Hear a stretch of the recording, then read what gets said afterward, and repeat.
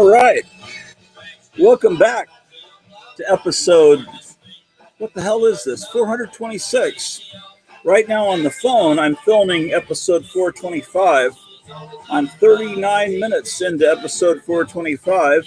I haven't finished it yet. I'm going to finish this 425 and upload it to the internet. But right now, I've already started 426 before 425 can even be seen. Maybe I need to turn the music down. We have 2 viewers already. Hold on one moment.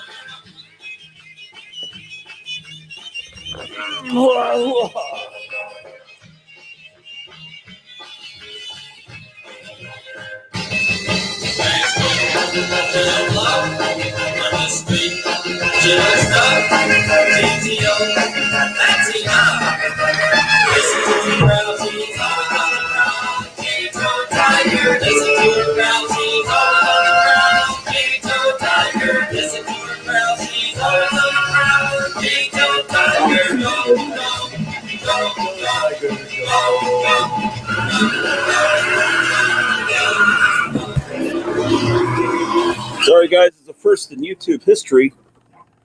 I'm doing 2 shows at once. Hello, Senator Gratu, says Zombo the Judge. Okay, let me explain what I'm doing. I am filming kind of a room tour. Episode 425 is inside my phone. I'm filming it now. I'm now 40 minutes, 31 seconds into the show. And then I started a live stream, which is episode 426. So I'm doing 2 episodes at once. It's like quantum, mind-blowing time travel physics. So since I'm doing a room tour with a quality CCP-made spy phone, I thought you could come on, all 4 of you. See, it shows me there's 4 people watching. And you guys can tell me what I should go film. Like if you want me to film Pete the Cat, I can do that. Or I could, if you want me to film Hugo, I could do that. See, filming Hugo. Oh, it's Branko. See, what I have to do is I click on the quote, and it comes out here. Hey, Gratu, congrats on the 2 years of the Gratu Orlov show. Meyer Greenblatt says, greetings. Okay, so does anyone have any requests? Tell me something you want me to go film, and I'll go film it while I'm doing the live stream. This gets me to episode 500 quicker. It's like when Forrest J. Ackerman did Famous Monsters and Monster World at the same time, and then counted Monster World as part of the numbering to get to issue 100 quicker, so you could have some big imaginary celebration. Okay, so more people watching this evening. God Tank says, hello, Dr. O, good sir. Congratulations on 2 years. Yes, so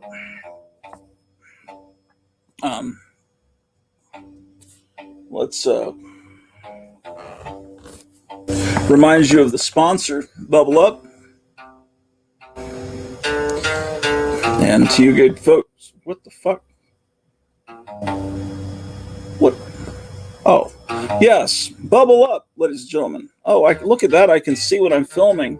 Oh, that's neat. Now I can actually see what I'm filming. Yes, Bubble Up, ladies and gentlemen.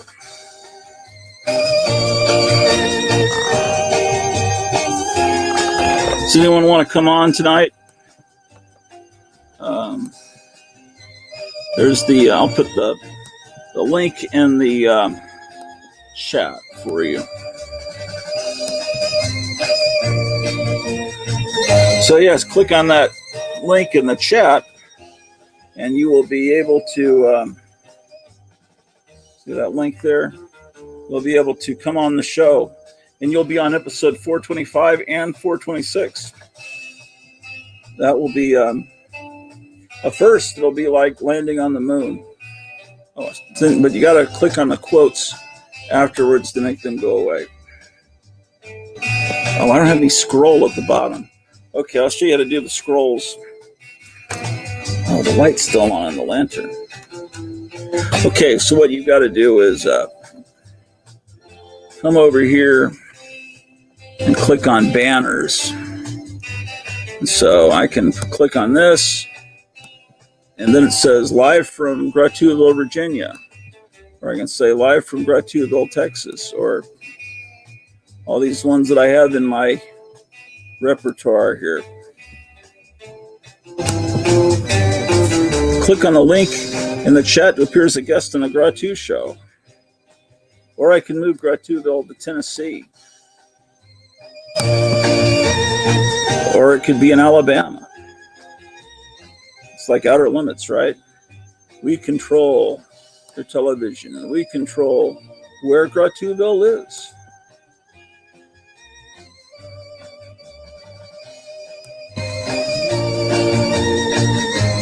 No, we're not doing a marathon right now. All right. So that's how it works. See how that works? Then you got brand. So here, this is up here. If you don't pay, if you just use the free StreamYard where you get 20 hours a month, you have to put it this duck or whatever that thing is. Man, I can barely see anything. This stupid duck thing appears in the corner. Yeah, there it is. But if you don't want that, you know, whenever I put Trump in the corner, I get one dislike from somebody. Or I can put IMCO, Three Stooges thing.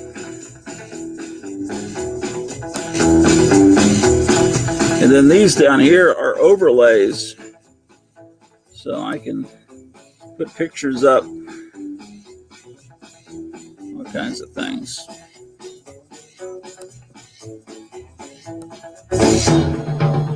Or a please stand by.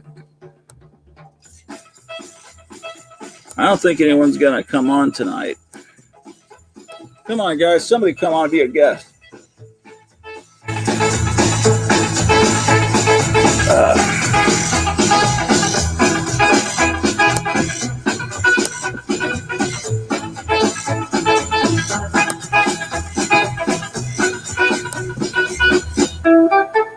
Or I can do this.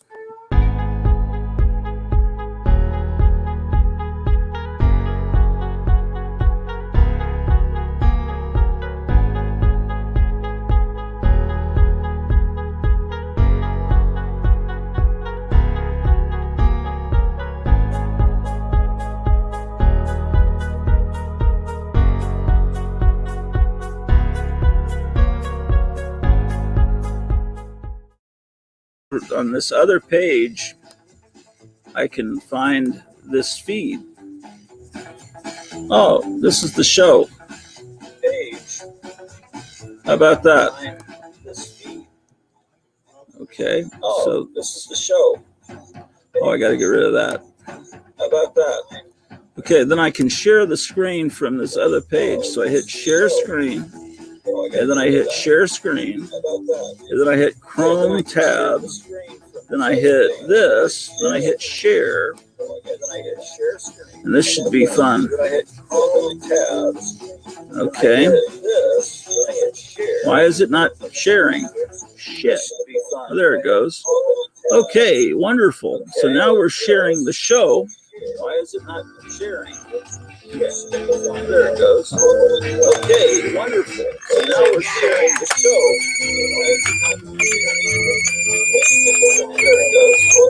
Okay, what is going on? I can't figure it out. Oh, you can't even see it, can you?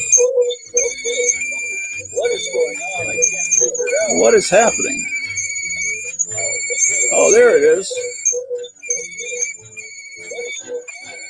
Unbelievable. I can't believe it. What in the name of God is happening here?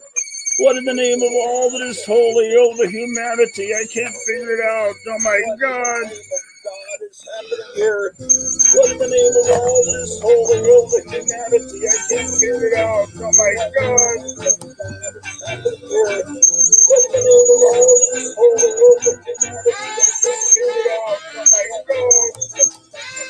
Let's see what God Tank is saying.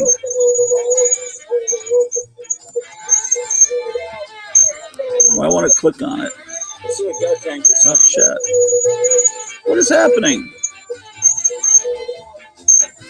26. What? I'm all confused. Oh, I'm on the wrong page. Oh, that's okay. God Tank says, when are we going to have a drive-in movie night? I missed the drive-in's mission. Drive-in here in San Antonio is closed. Yeah, the drive-in screen in my backyard is falling apart because it was built by crackheads. Greetings. Is the Honorable Gratu presiding? Yes. Oh no, not the Infinite Orloff again. Trippy.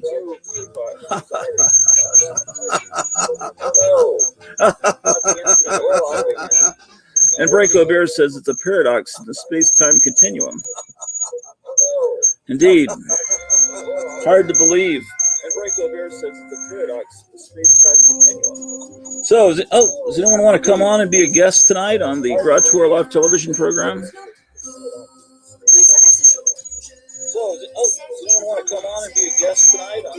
We got 10 people watching now.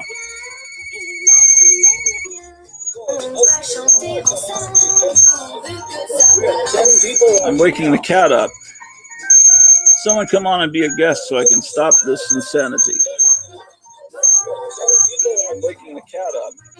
Someone come on and be a guest. See, this is the fun of StreamYard. This is why I pay $25 a month. So that was fun. So,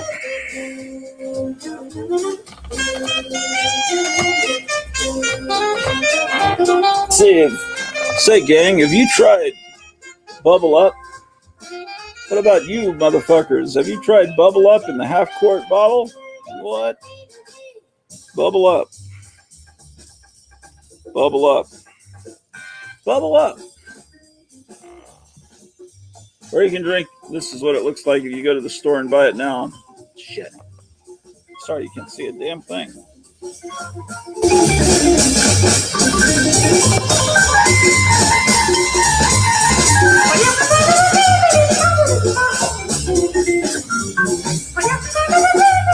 Bubble Up. So, let's see. Paulo was supposed to be on a show tonight. I forget what was the show he's going to be on tonight. Why am I not even filming the right way? What's the show he's going to be on? Let's look. Oh, you can't look, can you? Can't do that. Okay, let's On va danser ensemble pourvu que ça balance. Et dans tous les pays, de New York à Paris, parlons la même langue.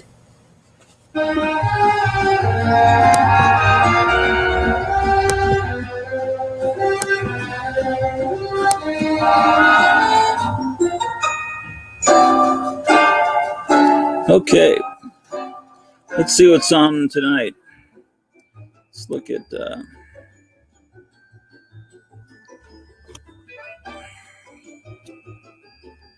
Ben Shapiro. The Gray Man's on right now. He's premiering. Oh, the Gray Man's got a Liberty Mutual commercial.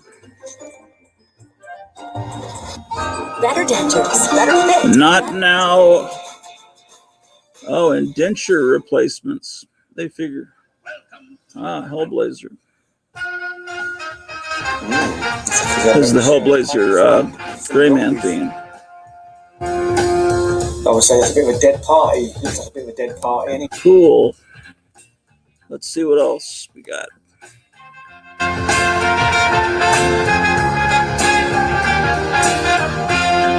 The Comic Collector's a huge back issue haul 17 minutes ago.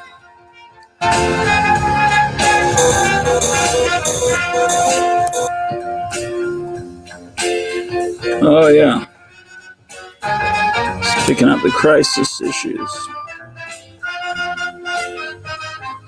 Warlord. Now, that's a comic that People need to collect more.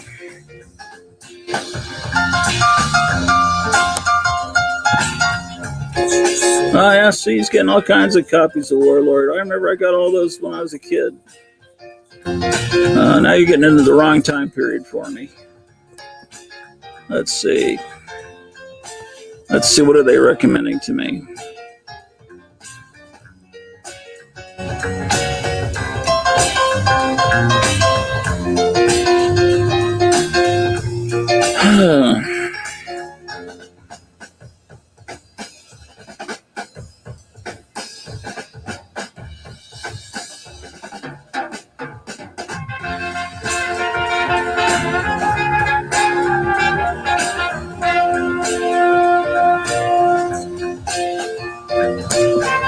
See what people are saying in the chat. Oh, Meyer's here. Cool. We can get rid of all this nonsense with the... But I don't think he's actually there. Oh, there he is. Hey, what's going on? Hey, not much. Is that music ridiculously loud? Should I shut it off? It's not to me. I'm not sure. Okay. I'll just stop it completely. Yeah, it could come Okay. down. So let's see. Christopher Schneider says, "Hey fellas," Branko said, "Topo Chico Addict. Thanks to this fine program." Oh yeah. We just bought 20 of them yesterday. Hey, Christopher, says Branko. So what are you Hello. up to, Meyer? Just chilling, just hanging out. You know what I was doing is a couple days ago when you were doing your those long running playthroughs, you know, a couple of your videos, you were talking about your playlists. So then I started investigating and looking at your playlists, and then I started my own playlists. Oh, and no, so, I need to go check them out. And so that's what I've been doing for like the past couple days. I've been watching like 2 or 3 minutes of things and then adding them to my playlist. You know, it's kind of then the next step in that rabbit hole is getting a DVD recorder, which they don't make anymore. At least they don't sell them in the US. They sell them in Japan. And then you just buy them off of eBay. You know, I could tell you the brand I've got because they work really well and last over 10 years. And then you get these DVD-R blanks, and then you just set it in the 6-hour speed, and you can record audio, you know, lots of music off of YouTube that way. But if you want to record a video, I just do it in the 2-hour speed. So basically you're recording off of YouTube just like you would with a VCR. You don't have to download something and convert it and then burn, you know, you still have to burn the disc at the end, but it just takes about a minute or two. And so that way, because I know a lot of this stuff is going to go down, it's all so precarious. You know, I mean, it could all be gone with, you know, for many reasons, or it just could be gone for copyright reasons, or, you know, who knows what could happen. But there's just stuff I want to preserve that it's on YouTube that I never thought I'd ever see. Me as well. A lot of the old just found footage and old VHS tape stuff, and as well as just so much music, so much unusual music. Yeah, I'll show you what I'm talking about, and or what Meyer's talking about, or what we're both talking about. Let's see here. You know, I really love the Kmart and the Muzak stuff. Oh yeah. There's I'll show you something you can get for that. Share screen. You see, they used to make the Seeburg company. You know the Seeburg name from jukeboxes, but they used to use the same mechanisms, but without all the flashy lights and everything. They would make machines that would run in department stores and supermarkets. And okay, so you're seeing what I'm doing here. Let me put this camera down somewhere.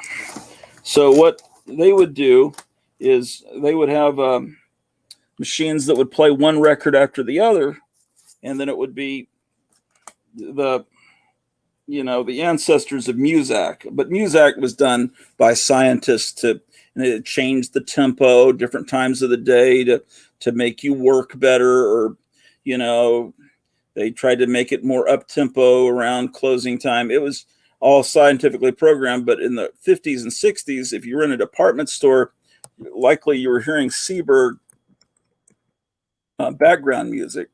And they had machines that looked like that were filled with records, but they would run at a super slow speed, like I think 16 and 2/3 RPM, so they would get more songs on a record. The back end of your And site is like an endless then system of water. you play it like if you had a comic book store or some kind of antique store, and you played this music, it would be just like being in a store back then. Let's see. Get the volume up.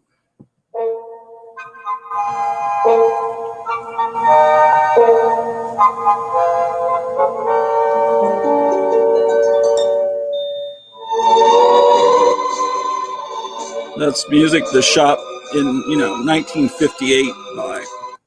And then you can get all kinds of different years. And then of course, oops, I didn't mean to do that. That's what the records look like. But you can also get their Christmas music and play it at Christmas time. And then you've got it's very vintage Christmas, what kids heard when they were shopping for their Christmas presents.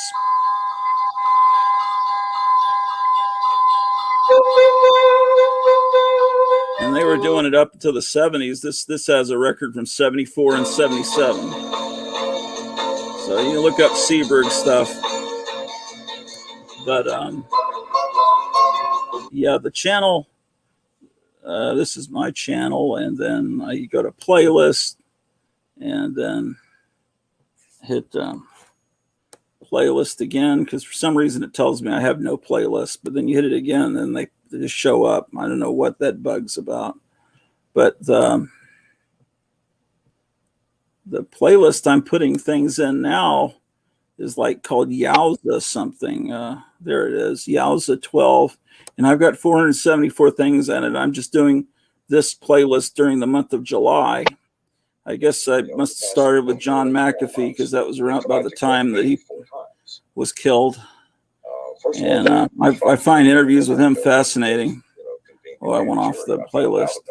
But there's a bunch of movie trailers on here that I discovered. Come on. I've got to get a mouse for this. I don't know how to. I put some stuff up this morning that was cool. Maybe if I just look at my history, it'd be easier. Tooling around in speedboats and just having fun. You could also, if you wanted to, you could. Let me turn this guy down. Sport, and you can arrange it differently so that whatever the most recent kind of weird loop again. I mean, that's how I do it. I do it opposite. You do it the opposite? Yeah, I do it so that what I add most recently is what shows up at the top of the playlist. And I didn't know you can do that. Playlist. Yeah, you can do that. Well, I mainly do it on my phone. I'm not on this laptop very often. Tom Smith was showing me some tricks for searching on YouTube that I'd never known about, that I can't do on my phone, but I can do on the laptop or desktop. On a laptop, yeah. Yeah, I know, it's different. Tom is the master. Tom knows. I mean, he's been doing this a long, long time, I think. Yeah. Oh, yeah. So how do I get history? Oh, history is library now. They call it library. So this is the stuff I've looked at today. See all.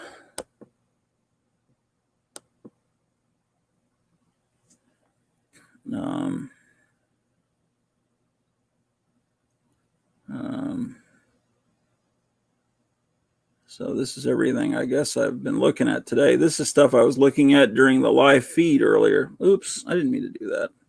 See, I'm doing this. I'm touching the screen to do it.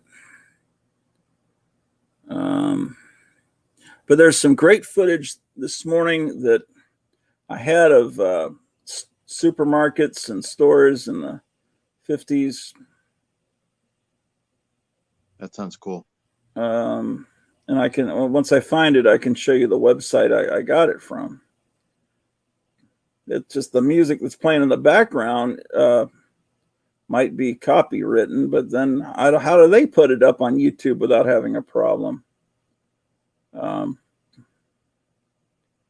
It's really strange, isn't it? Like some of the stuff that I find that is, how is that up? But then how can that person have that up? I don't really even understand at all how it works. Yeah, I mean, everything I play in the background, I'm taking from YouTube. And then if you get a copyright match, it's like, why didn't the original person get a copyright match? Yeah, and how can some channels have complete albums on their channel? Like, I mean, it's a complete playthrough of Pink Floyd Wish You Were Here. It's right there. Yeah, I don't know that either. These are trailers. Yeah, I was watching this stuff early this morning. Yeah, but then I was recording some stuff early this morning, and some of these trailers are pretty R-rated too. These are pretty good. From 1976, Stan Lee at some convention and talking with Roy Thomas. You can find that just by typing in Stan Lee 1976. There won't be that much footage of him from then.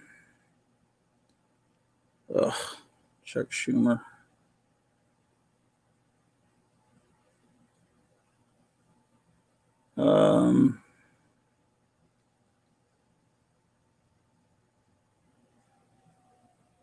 Where was that?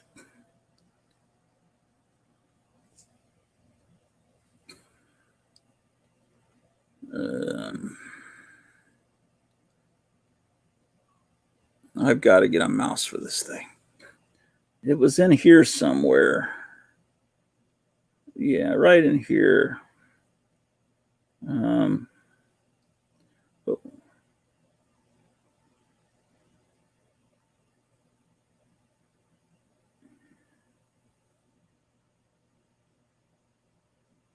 Yeah, anyone can go through my playlist, and some of it's pretty political, but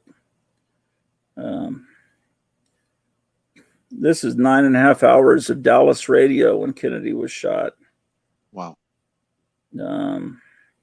These are great records. Sonny Boy 66 has great records, and it's he does. I sub to him too, and I save his any one of these on really CD good. would be like a $30 CD, and it's all free. If you could even find it, because he has obscure stuff sometimes that's really incredible, like that Japanese punk music from the 60s or 70s garage. Right. You know, I really like the Japanese old pop music as well as the old gangster music, the Japanese like gangster soundtracks from the 50s and 60s. You know what I'm talking about? Yeah, I love that stuff.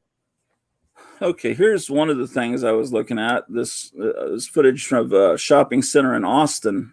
And this is from the Texas Archive of the Moving Image. One of the symbols of progressive community living, American style, is a shopping center. Clusters of attractive stores, centrally located in a suburb, are rapidly replacing highly congested downtown shopping areas. And we in Austin certainly boast the most modern of these new commercial developments in the Twin Oaks Shopping Center.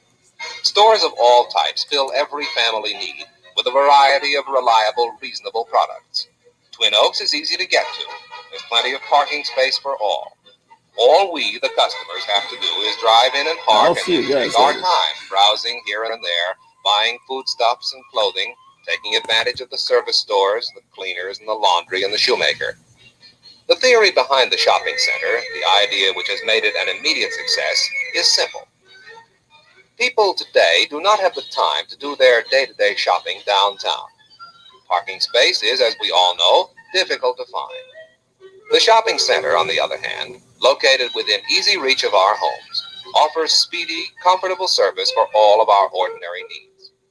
We don't have to fight our way through traffic, and Twin Oaks in particular offers such comfort to its customers that once there, shopping becomes a pleasure rather than a chore, and we find ourselves lingering in these beautifully designed stores, doing our buying the modern way, the Austin way, the Twin Oaks.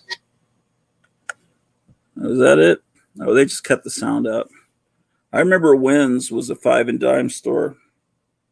Yeah. When you tell people, hey, dollar stores used to be called 5 and dime stores, that blows their mind. Is that Win associated with Winn-Dixie? I don't think so. It was a store called Wynn's.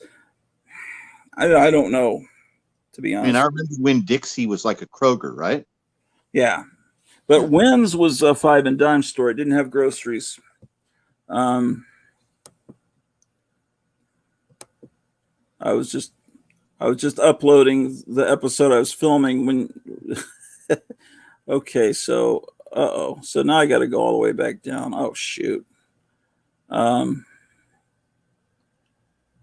Yeah, I think a lot of the five and dimes were all, they were regional because we had five and dimes that you would have never heard of, as well as a department stores that you probably would have never heard of. Yeah, the ones I remember from San Antonio were like TG&Y, and there was Wynn's. I remember Woolco, but I think that was more across the U.S. Yeah, we had Woolworth. Woolco. Probably Woolco, but I think it was Woolworth. Is what we had here was Woolworths. And then there was a store around here called Ben Franklin. Yeah, we didn't have Ben Franklin, but I've heard of people talk about it. Man, there's got to be a better way to do this. It's driving me crazy. Oh, what? Oh, I see what's going on. So yeah, that's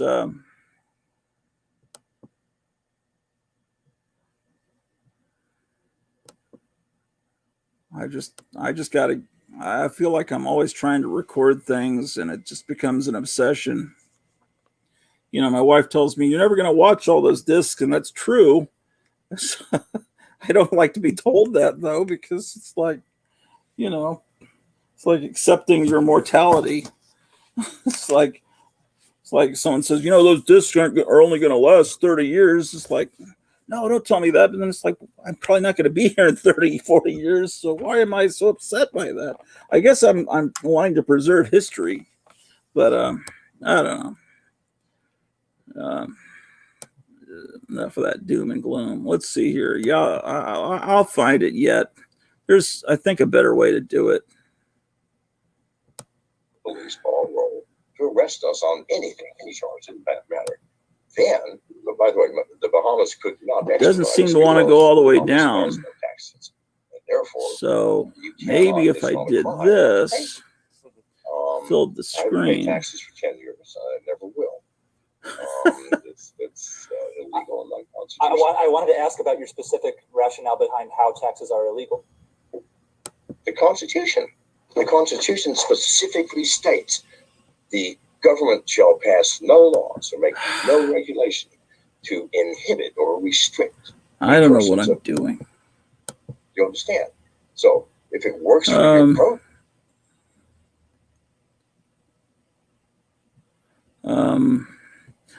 but anyway, just as far as background music, here's a good way to find some music for shopping. There's some really good stuff on here. And this is what I was looking for. Music for TV dinners. This is a CD that I've got. It's library music that's used in a lot of movies and TV shows.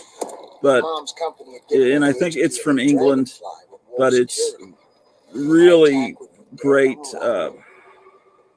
You've heard this music before. Like they'll use it in Ren and Stimpy and SpongeBob SquarePants and all kinds of stuff.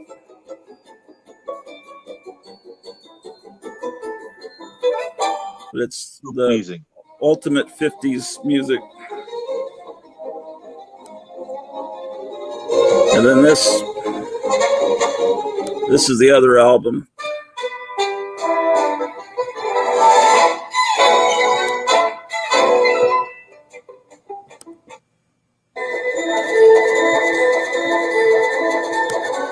And then people they've gone through these libraries and they found the music that was used in the 66 Marvel cartoons. And they found the music that was used in like the background of Monty Python and the Holy Grail, the action music sounds like old adventure music. That's all from different libraries. And so some people have put little collages up of some of the music. So I can find one. Here it is. This guy, Tim Osterland, has a lot of Marvel superheroes stuff that he's done.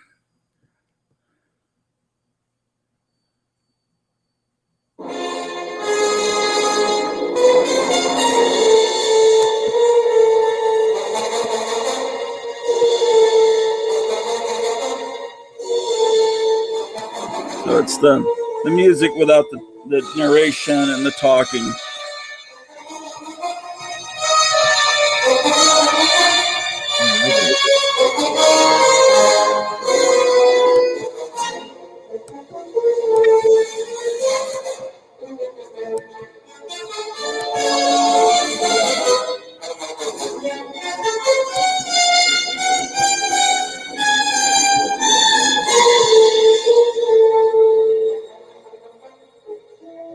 I think.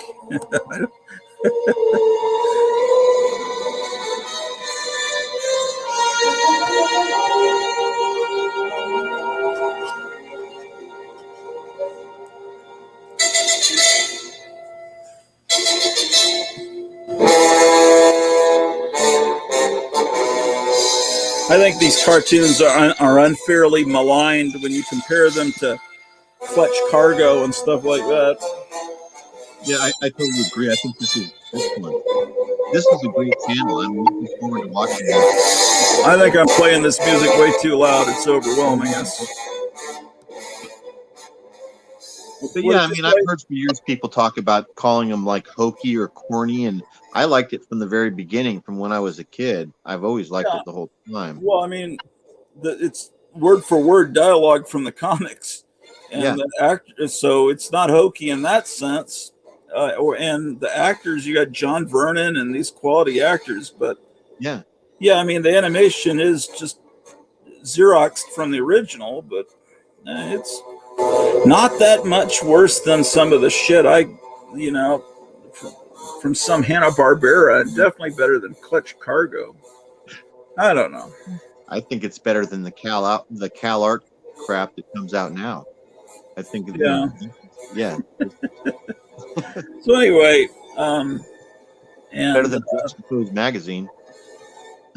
So this is something that I always like to put on my mixtapes, and then of course, you just type in Monty Python and the Holy Grail soundtrack. People have gone through all these libraries, and they found all the music they used. It's time to help people customize and save.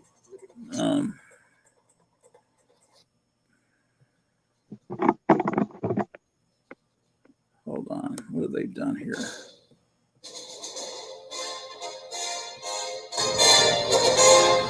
Yeah, but that was probably in who knows how many movies over the years. But anyway. So anyway, what else is new? Not much. I did some packing today. Every day I do a little bit more packing as I get closer to being ready to move. Nothing really new, everything's good. So are you going to move it all at once or gradually in different trips? No, I'm going to do it all at once. Or maybe even have somebody else do it all at once, because I don't want to put that on any of my friends. I'm getting old, let alone my friends are old. Both of my kids work full-time jobs, and and they have children and wives, and I'm not going to put it on my sons to help me drive a moving truck or something on a weekend. So I don't know. I'll probably end up paying somebody to do it, to be honest. So what kind of house is this that you found? What do you mean? What kind? It's a ranch style. Yeah, I mean, is it 100 years old? Is it? No, from the 60s. 60s. No. Okay, that's cool. It just seemed like houses from the 1980s on. In the 80s, they were made really badly. I remember my brother buying a house in the 80s, and it was just falling apart from day one. So just older houses seem to be better made. Yeah, and more established yards and trees and bigger garages. A lot of, there's pluses to it, but no, everything like old here, to buy a Victorian in California is Oh, it's that's like not really something that you can I do. know. They're at least $1 million, I would think, if not a lot Oh, more. So what? Like a small town where you would find like an old one that was renovated, maybe in a small town, like a little farming community in the valley in California, is still going to be $2, $3, $4 million because of the character and the age of the building and the worth of it, I guess, because it's California. It sucks for real estate, to be honest. Yeah. I mean, you could find stuff where you guys are looking for like a complete fraction of the cost of here with the same everything or better. It's just location. Did you what was I going to say? Did you look around that community to see if they've got any cool stores? Oh, I know the community really pretty well, actually, and because I've lived there before, and both my kids have been living there for a while, and Okay. so I know the community well. And actually, one of the remaining what I consider to be a good comic shop is in that area, and they've been there a long time. And is like back issue heavy and doesn't overcharge. So, like we were talking about before, if you can find a shop here that does have back issues, chances are that it's going to be double the price of what it's going to be on comicshop.com. So even with the cost of the shipping, and even with the recent raise in shipping rates, it's still less expensive for me to buy my comics mail order than to go into a shop locally to try and find old back issues of the stuff that I like. It's hard to find. But the place that I'm moving to, this is a good shop, and he has a lot of old stuff, even like old pulps and stuff. A lot of old stuff. So that's kind of hard to find. Yeah, pulps for sure. Toy stores nowadays. Toy stores and Magic the Gathering card shops. Oh, and stuff. right. Hold on one second. Yeah. Hey, Gerald, what's up?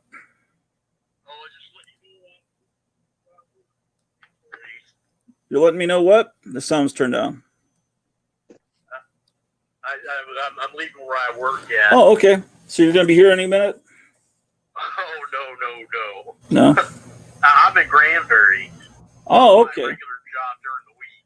Oh, okay. You're just leaving Granbury, so you'll probably be here in a couple hours then. Yeah. Okay. Probably, or it might be a little less. It just depends on how the traffic is. Okay. Are you guys going to go ahead and eat, or? We ate, I don't know, an hour and a half, 2 hours ago. We may be hungry again by the time you get here. I don't know. Okay. All right. But right now, I'm not.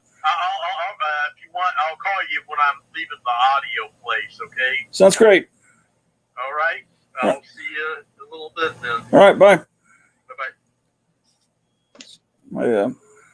My friend Gerald comes on Friday. He's right. telling me. You have to blow up the mattress? I already did. Yeah. I just I'm trying to find a picture to put with the show I'm uploading that I just filmed. So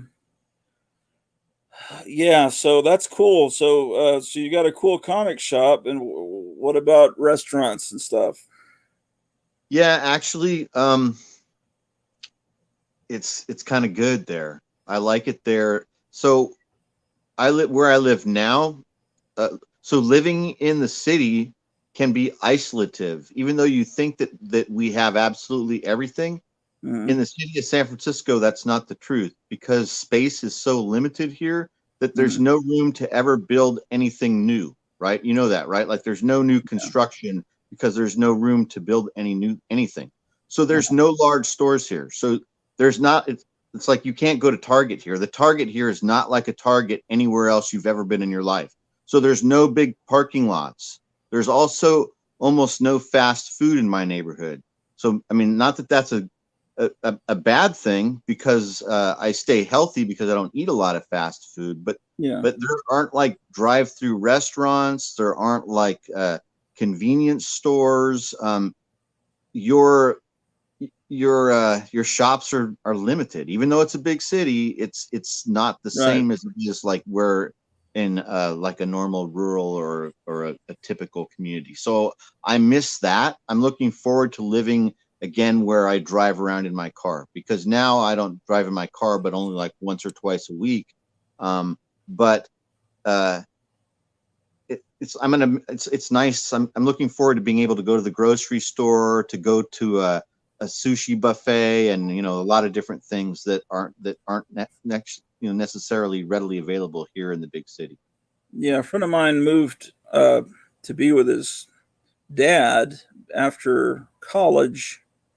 He moved to Los Gatos, Yeah, I know the area. and I think it's near the Los Winchester House, right? Yeah, we call it Los Gatos. So you Oh. can tell if somebody is from here or not by the way they pronounce things. Like people will say Santa Cruz. We don't say Santa Cruz. We say Santa Cruz. So if anybody who's ever like been there or from here knows that it's Santa Cruz and Los Gatos, San Jose. Okay. Yeah, we have a weird accent. It's just Okay. Yeah, I know the area. It's a beautiful area. He would tell me about a shop, I guess it was in San Francisco, called Kimona My House, that had Japanese toys. And he said it was just so tiny because you couldn't have, the stores didn't have much square footage. Exactly. I remember him telling me that. That might be the store that's in the Japantown Mall. There's a Japanese toy store that's been in Japantown Mall for years and years, and It it's has to be that. absolutely crammed. Like you can't. There's little boxes of figures all the way up to the ceiling, and everywhere you look, and it's just space is super limited, just like you're saying. Yeah, that's what he told me. Oh well. So when are you going to make the move, you think?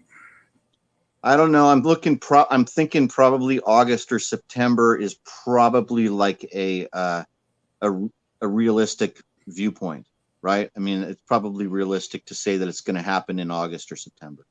But I mean, have you closed on the deal where you could move in now, or? No, I'm still waiting, yeah. So I'm still waiting, but it's Okay. So yeah, we'll see. Cool. So, yeah. Trying to think what else. Keep hearing this weird noise in the backyard.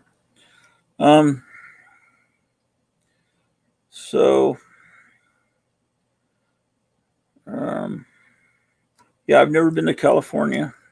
My wife was her hometown is Los Angeles, Mhm. and but her first several years she was in Honduras. She was born in Los Angeles, but then sent to live with her grandmother in Honduras for a few years. So that was her first language that she spoke. Let's see. Graphic Man is here. Says, "Hey all." Hey, what's up, Graphic Branko Man? says, "Hey GM." Let's see. Branko says, "I was watching something. They said Marin County. Weird." Yeah. We don't say, so that's Marin County. It's pronounced Marin County. No one ever would say it the way that you just said it. So this is one of the reasons why from the beginning I always had a problem with Quentin Tarantino. Okay, I'm going to tell you an inside thing about Quentin Tarantino that bothered me. So in Reservoir Dogs, there's the scene in Reservoir Dogs where the seasoned undercover cop is teaching the Tim Roth character how to memorize that lie that he's going to tell about the drug deal in the bathroom of the bus station when the cops come in with the dogs. Remember that scene? Do you know what I'm talking about? Yeah. So in the scene, the Tim Roth character says that he just wants to go to Santa Cruz to watch the damn Lost Boys. He's just trying to sell his weed because he wants to get back to Santa Cruz to watch the Lost Boys, which I thought was this ridiculous line to begin with. But anybody from Santa Cruz would never say that they were. So I immediately called bullshit. So I was like, well, what the hell, man? At least do your research, Quentin. I mean, I know he's from LA, but at least do your research. No one from here would ever call it that. But Marin County is not that. It's Marin County. Anyway, done. Yeah. He must not have heard how to pronounce it in one of the movies he was cobbling from. There you go. As well as think about all the other stuff that like it seems like every movie, every one of his movies is a ripoff, but it's not like he's paying homage. It's almost like he doesn't want anybody to do their research to find out that there was already a movie made that is the same as the movie he just made. Yeah. And what I'm talking about is that stuff, the stuff with the Japanese stuff. A lot of stuff, like ripping off Japanese movies as well as spaghetti westerns, right? Right, and all kinds of other stuff, and it's like blaxploitation, 70s genre drive-in movies, right?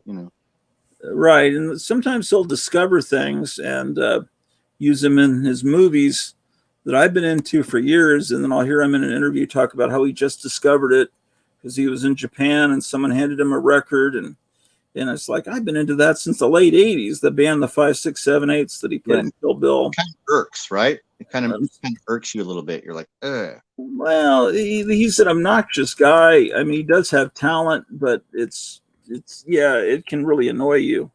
But one thing he used a lot in the last movie was radio air checks, and I've been into those for years. Do you know what those are? I do, and I haven't seen the last movie, but I'm not really that looking forward to watching it because it's once again he's ripping off stuff that I really hold dear, which is like 70s LA culture or late 60s, early 70s LA culture. Well, it's fascinating to see him recreate those street scenes, and I'm looking forward to seeing that. I guess I just haven't. Some people thought it was really boring to just watch people drive around, and I thought that's what I like. Yeah, and he just did stuff that I capture from YouTube. Is that it's just images from old TV like that. Right. So, you can. There's all kinds of sources you can get these radio air checks, but they're on YouTube, and let's hear some. I want to hear what you're. Like for instance, one of the biggest guys was the real Don Steele, who you hear in a lot of movies. He was the announcer in Death Race 2000. Oh, and, sure. Wasn't he in Rock and Roll High School as well? Rock and Roll High School, all kinds of stuff. So this is February 9th, 1968. It's only 8 minutes long, but you can get much longer ones. Well, Tom Smith was showing how to find them by length. Here's May of 69. It's 2 hours. If you get it unscoped, then it has all the music in it. But I don't want to get flagged for copyright. But Los Angeles, more music. Oh, I've got a fight out there, but you knew that. I would never put you on. 3 o'clock in Los Angeles. This is the real Don Steele. Hi, man. Hi, everybody. Hi. Super. And then, they have the original commercials. I love this. Yeah. So, in a hot car, and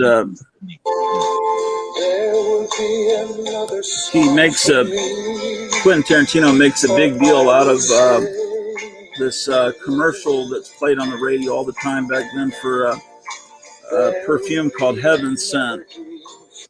It's worth seeing the movie. This is the jingle he uses in a big scene where this hippie girl is hitchhiking and Brad Pitt is watching her kind of seductively try to get his attention.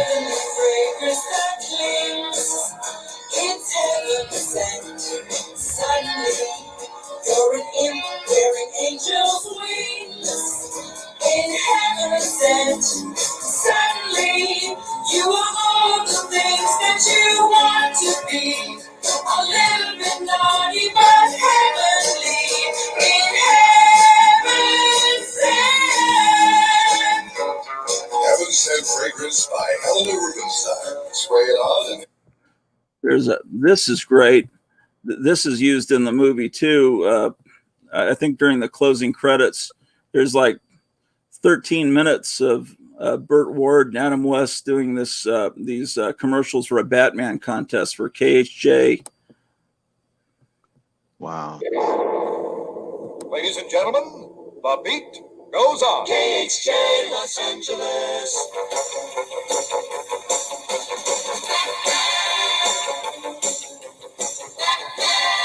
This is Batman And Robin. with exclusive news for KHJ listeners. It's the Bat Phone Secret Number Contest presented by Boss Radio. There's a terrific prize for the first KHJ listener to guess the secret number of our Bat phone. You've seen us answering the Bat Phone on TV. It's a special hotline Commissioner Gordon uses to contact us whenever there's trouble. There are 7 digits in the Bat phone's secret number. Listen to what you'll win if yours is the first correct answer received by KHJ. You'll visit Batman and me at 20th Century Fox and be our guest for lunch at the studio. Then you'll ride to the Bat Cave in the Batmobile, where Robin and I will present you with a 1966 console color television set. To visit us and win the color TV, just pretty well, Basil. number. Here's clue number 1. The numbers 9, 3, and 0 are in the Bat phone secret number, Yes. not necessarily in that order. Send your guess on postcard only, please, to Batman, Box 38, 130, Hollywood. That address is Box 38, 130, Hollywood. Watch for Robin and me on Channel 7 Wednesday and Thursday nights. And keep it on KHJ for more clues in the Bat phone secret number contest. Boss Radio 93 KHJ.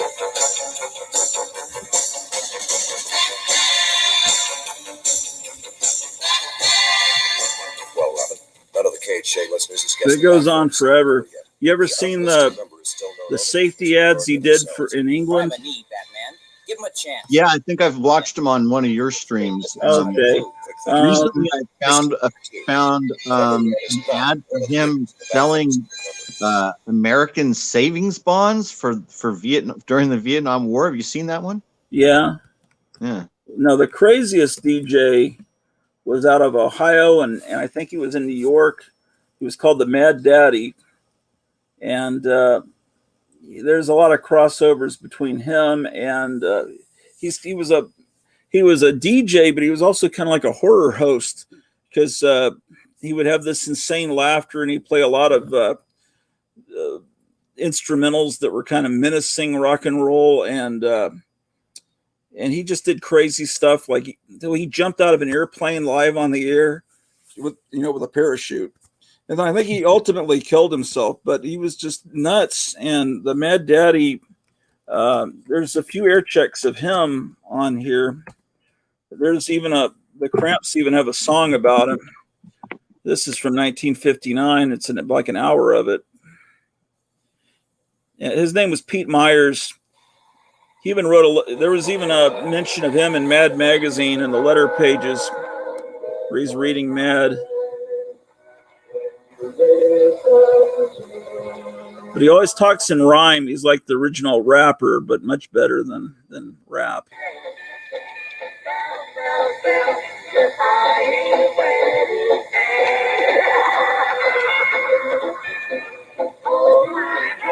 Yeah, he'd always be laughing maniacally over the music.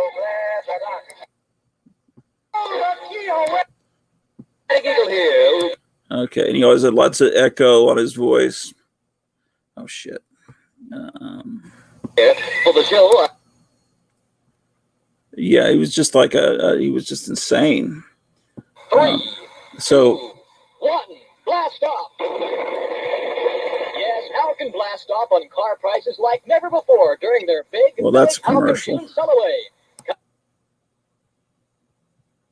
Giggle here, Oobla Doody fans, and I want to clue you in on my weekend plans. Loopity scoopity fiddly flop, I guess this Saturday's our very last hop in the Ohio area, and we'll be there with Round Sounds upcoming, so if you care for the show, I hope if you live in the neighborhood you go to the Immaculate Conception Church Record Hop in Willoughby, Ohio at 37950 Euclid Avenue. Fun and games, lots of surprises, dance contests with LPs for prizes.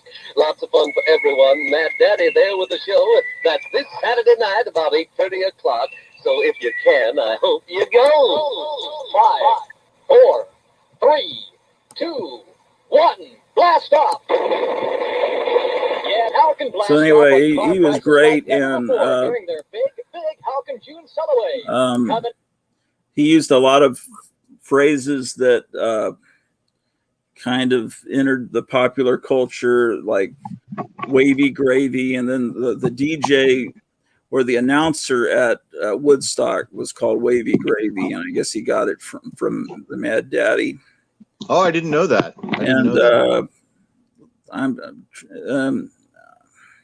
I'm trying to remember. I may have it mixed up with Ghoulardi. I think Ghoulardi was the guy that said "Stay sick, turn blue." Ghoulardi was like the original guy that ultimately wound up in what's today Svengoolie. Just hang in there. We're going to check the movies. Listen, all you Clydes, the beach party gang's going drag strip, and honey, I'm a-joining them. It's Bear As You Dare at Bikini Beach, starring Frankie Avalon, Annette Funicello, and the beach party gang. And honey, I'm right with them, dragging, singing, and surfing. Bikini Beach, American International's newest fun blast in color and scope. Come on, Mama, let's go. Yeah, go, go, go, go, go, go, go. Now on the screen at RKO, Skouras and Ranforce theaters all over town, plus Mask of the Red Death, a beautiful situation comedy starring Vincent Price. Dance time, friends. Hey, baby, you want to dance with me? Soy magnético, música, un para usted y también usted. Here we go now. Minute. Can you imagine if the radio sounded like this today? Yeah, this guy was great. I would. I'm not a. I mean, if I could take over and be the dictator of the world, I would bring back drive-in movie theaters, and I'd have the radio would sound like this. And some people might love it, some people might hate it, but I would completely change culture. I don't know. Well, I mean, it's possible that it could happen on its own, right? Because that what you call it base trad culture would be the idea of approval for the 50s lifestyle. Hold on, Meyer. Tom, you're typing. So I got you on now. Is that Tom? Is that you, Tom, typing? Yeah. You're typing so hard I can't hear Meyer talk. That's really funny because my cousin says I type like really loudly, but I think I just got type a manual normally. typewriter. It sounds like one of those old typewriters from the 30s. It does. I just don't hear the dings at the end. So I didn't know if you realized you were on. Sorry, I just clicked you on. Oh, I couldn't hear the last. Could you repeat the last couple sentences? I couldn't hear you. Or Meyer. Meyer's on too. Do you see the screen? Yeah. Oh, you need to repeat the last couple sentences I was saying? Yeah, I couldn't hear you when I. So I was saying that. Tom. I was saying that because kids are being raised by in this educational style that's happening right now. Right. We all know that kids will naturally rebel at the age of 12 or so. So they think that this critical race theory is BS. Many of them. So conservatism is the new punk. I know you've heard that, right? So I do know there are a lot of kids that are listening to Ben Shapiro and think he's cool. My kids. I became aware of a lot of things just because of my two teenage sons' politics, which like just kind of seeped out. And so I became aware that there were teenage boys that knew more about politics than I did, and they were on the internet. And I learned a lot from, different websites that they were familiar with. And people like Ben Shapiro or Steven Crowder. And Tim Pool. So is there, yeah, do you see, or right? what you see around your sons is a rebellion against their teacher authorities? It was that way. They're adults now, but I'm saying that there's teenagers even now that are appreciative of older things, of the trad-based American lifestyle, of patriotism, of rock and roll, of a single income household with a wife that stays home and takes care of the kids, children that are being raised without daycare centers, and so going against what is supposed to be, what is being pushed by the media or being pushed by the one-sided, bigoted and biased educational structure, right? So there's a lot of people that are young that might appreciate the old ways. So it's possible, that'll come back. And I'm hoping that that's true.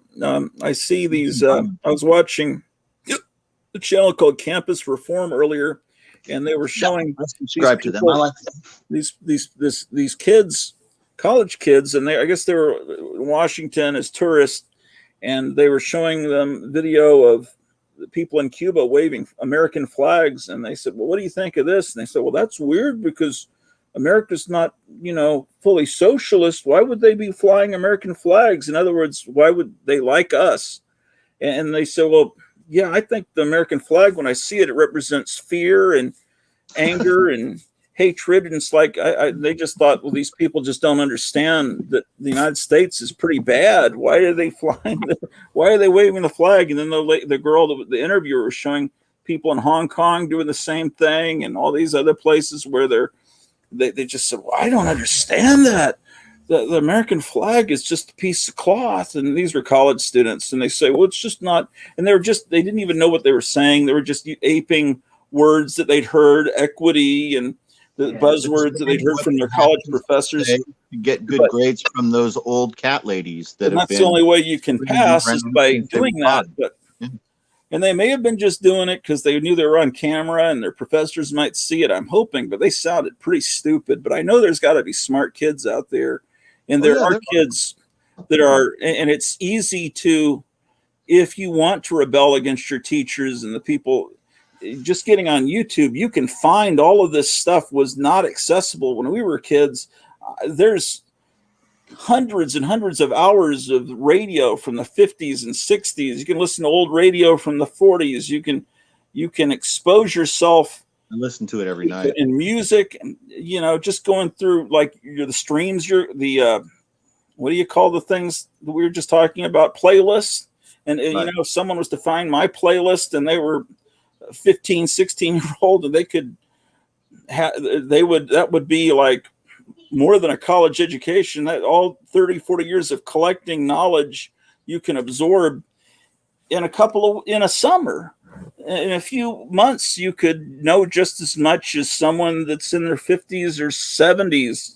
You can, if you, just pay attention and learn. And so, if I was a kid today, I'd be watching a channel like this. Where did Tom go? I'd be watching a channel like this, listening to older people, because when I was a kid, I loved to hear my dad watch your channel now. Huh? Like, would you be surprised if there was someone young that watched your channel? I'm aware of No, it's Movie World Comics. Yeah, I know. But then that's cool.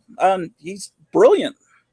Yeah, he's a smart kid. Yeah. Here's Basil's trying to get on. Here he is. Hold on. This is the most I've ever had, I think, is 4 people. Nice. Hey, Basil. You're frozen. Hey, what's up, man? I've seen Basil before. Well, Basil's what's going on, man? Yeah. There he is. There you are. You may want to can you turn your phone or whatever sideways? I was going to come in here and. All right. I probably got a bad connection because I'm over here in the sticks. No, I can hear you fine. It just, you move a little bit like a stop motion animation. Yeah. It's a Ray Harryhausen movie. Yeah, it looks like no matter which way you turn the camera, you're still oriented that way. It's okay. So how you doing? Wonder if does Cleo know you're on? I'm good, man. I was just gonna call Cleo and tell her you're on. I was because I don't know if she's watching this. No, I just jumped on because you guys were rapping about Quentin, and I was going to tell you that story. That's cool. I think I told Cleo. 1 second. Hey, Cleo, are you there? That guy. Put on the live feed because your friend's on with me. All right, cool. Bye. All right, I'm so sorry to interrupt you. Go ahead. About Quentin Tarantino.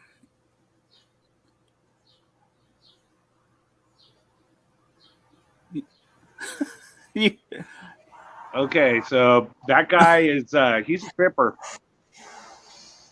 Yeah. He's what? A tripper? What does that mean? Yeah, so he his whole deal is back when I was being a rock star and playing in a big band, and I all hanging around over in at this really, really low life dumpy place called the Fulton Club Fulton downtown Fresno. We used to shoot pool there, and hold on for a second. Let me turn off my mic here. I mean, not my mic, but I'm getting bad feedback. Okay.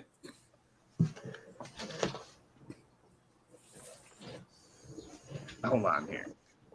Okay. You guys got me still? Yeah, you sound better now.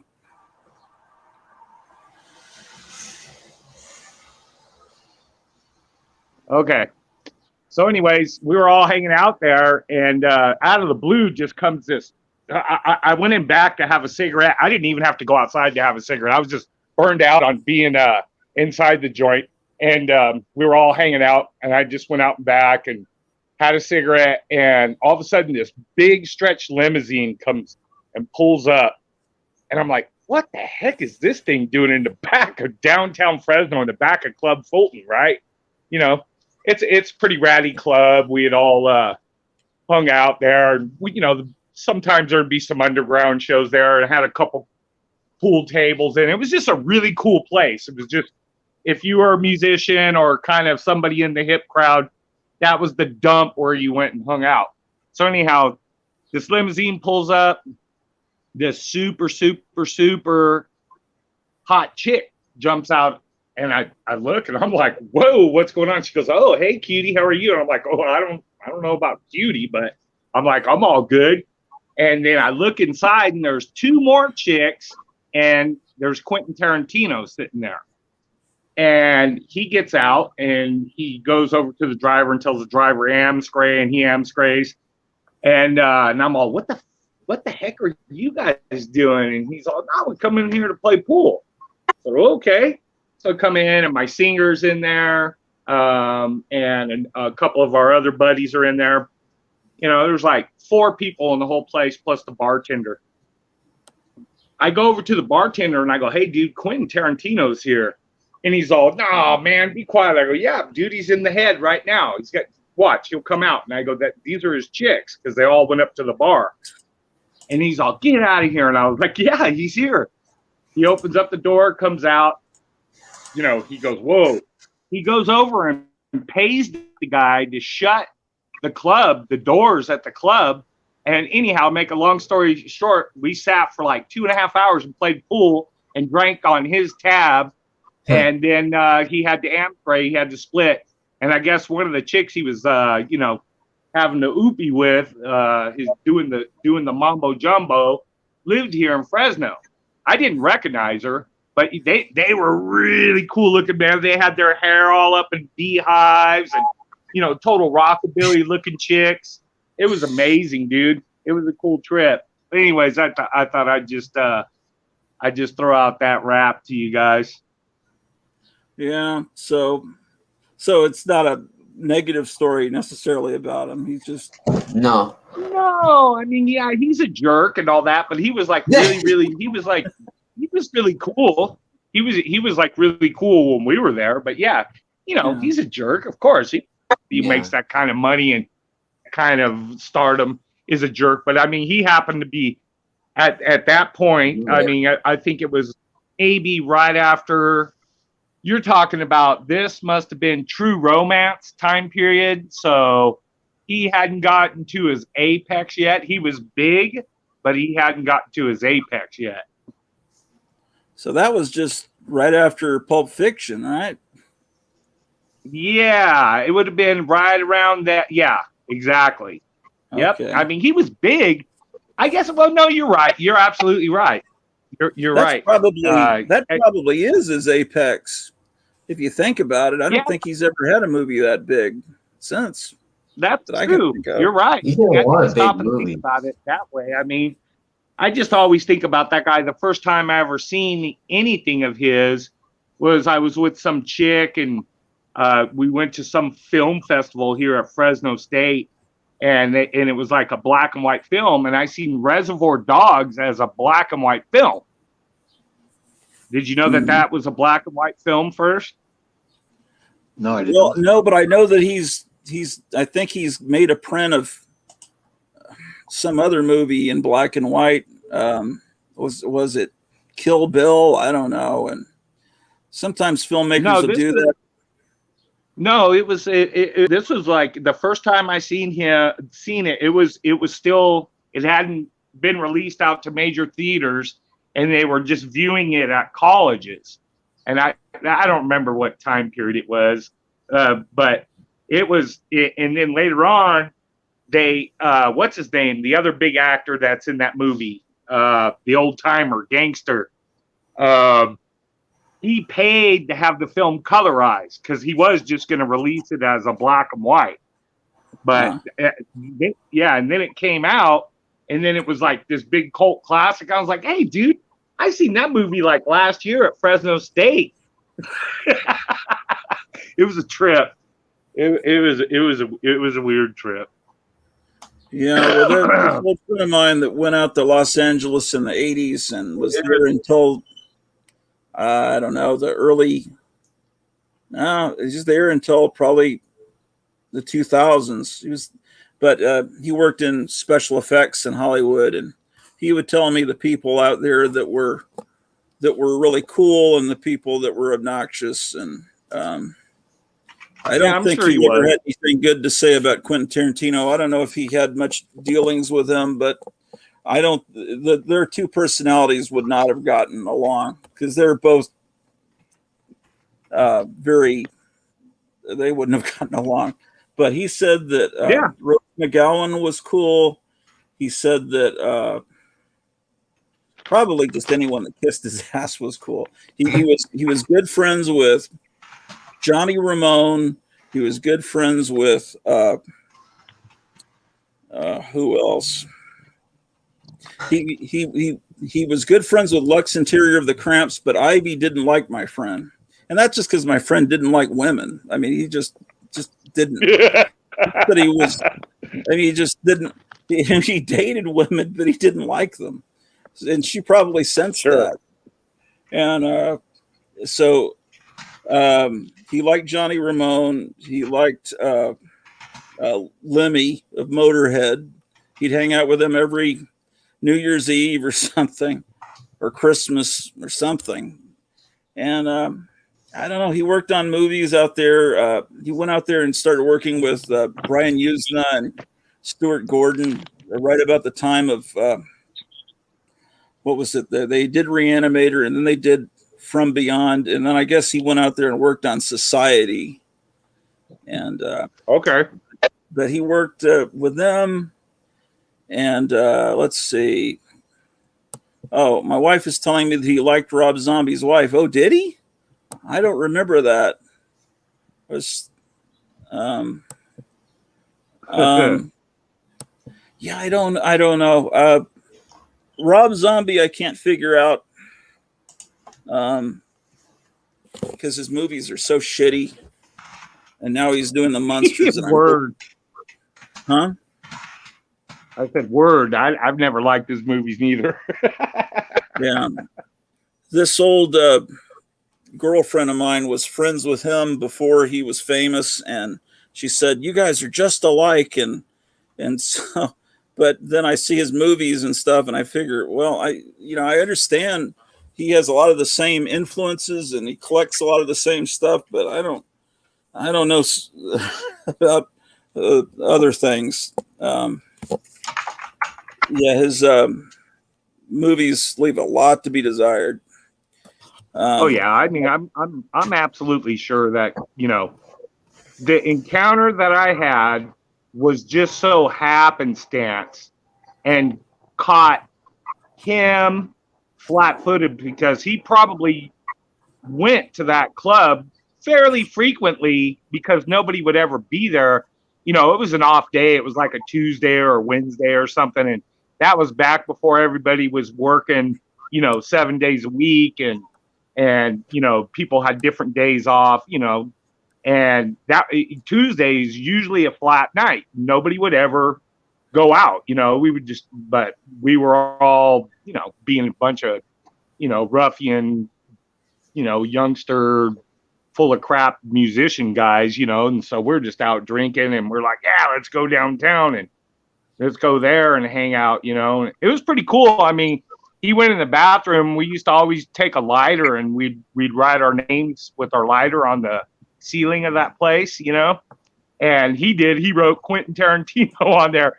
And when they sold that place, it became like a real, like downtown's real kind of becoming, you know, snotty and high class, which is good. It needs to be rejuvenated. But when they sold that building, I wanted to go in there and tell them, hey man, you need to leave that Quentin Tarantino up there because that's real. You know, that would have been kind of funny. This real swanky restaurant, and then you go in there and there's like one piece of graffiti and it says Quentin Tarantino on it. Basil, what I just thought it'd be hilarious. You still collect comics when you were younger? No, not much. I mean, I read them quite a bit when I was a kid, but and I still have, you know, a small stack. They're all beat up. You know, I used to buy them off the spinner racks. I just enjoy as far as my comic and reading goes, is cartoons, crack. I read a National Lampoon.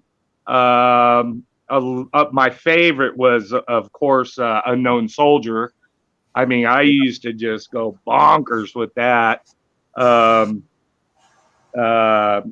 I had a typical kid up until about, I don't know, maybe like 7th grade. And then I started playing baseball, all the stuff you don't like. I kind of jocked out for quite a while and blew out my arm pitching when I was like in 11th grade.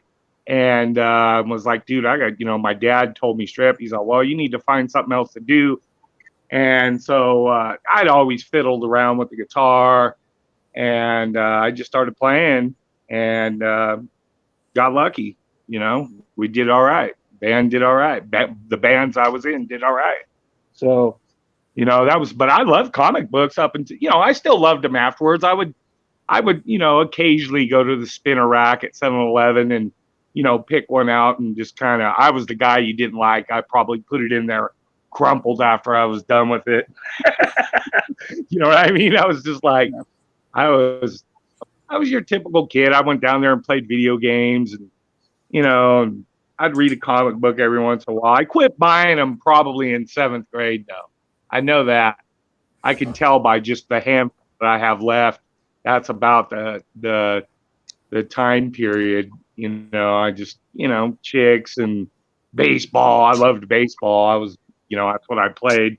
And, I just quit. I didn't quit reading them. I just, whenever they were around, I would read them, but I didn't buy them anymore,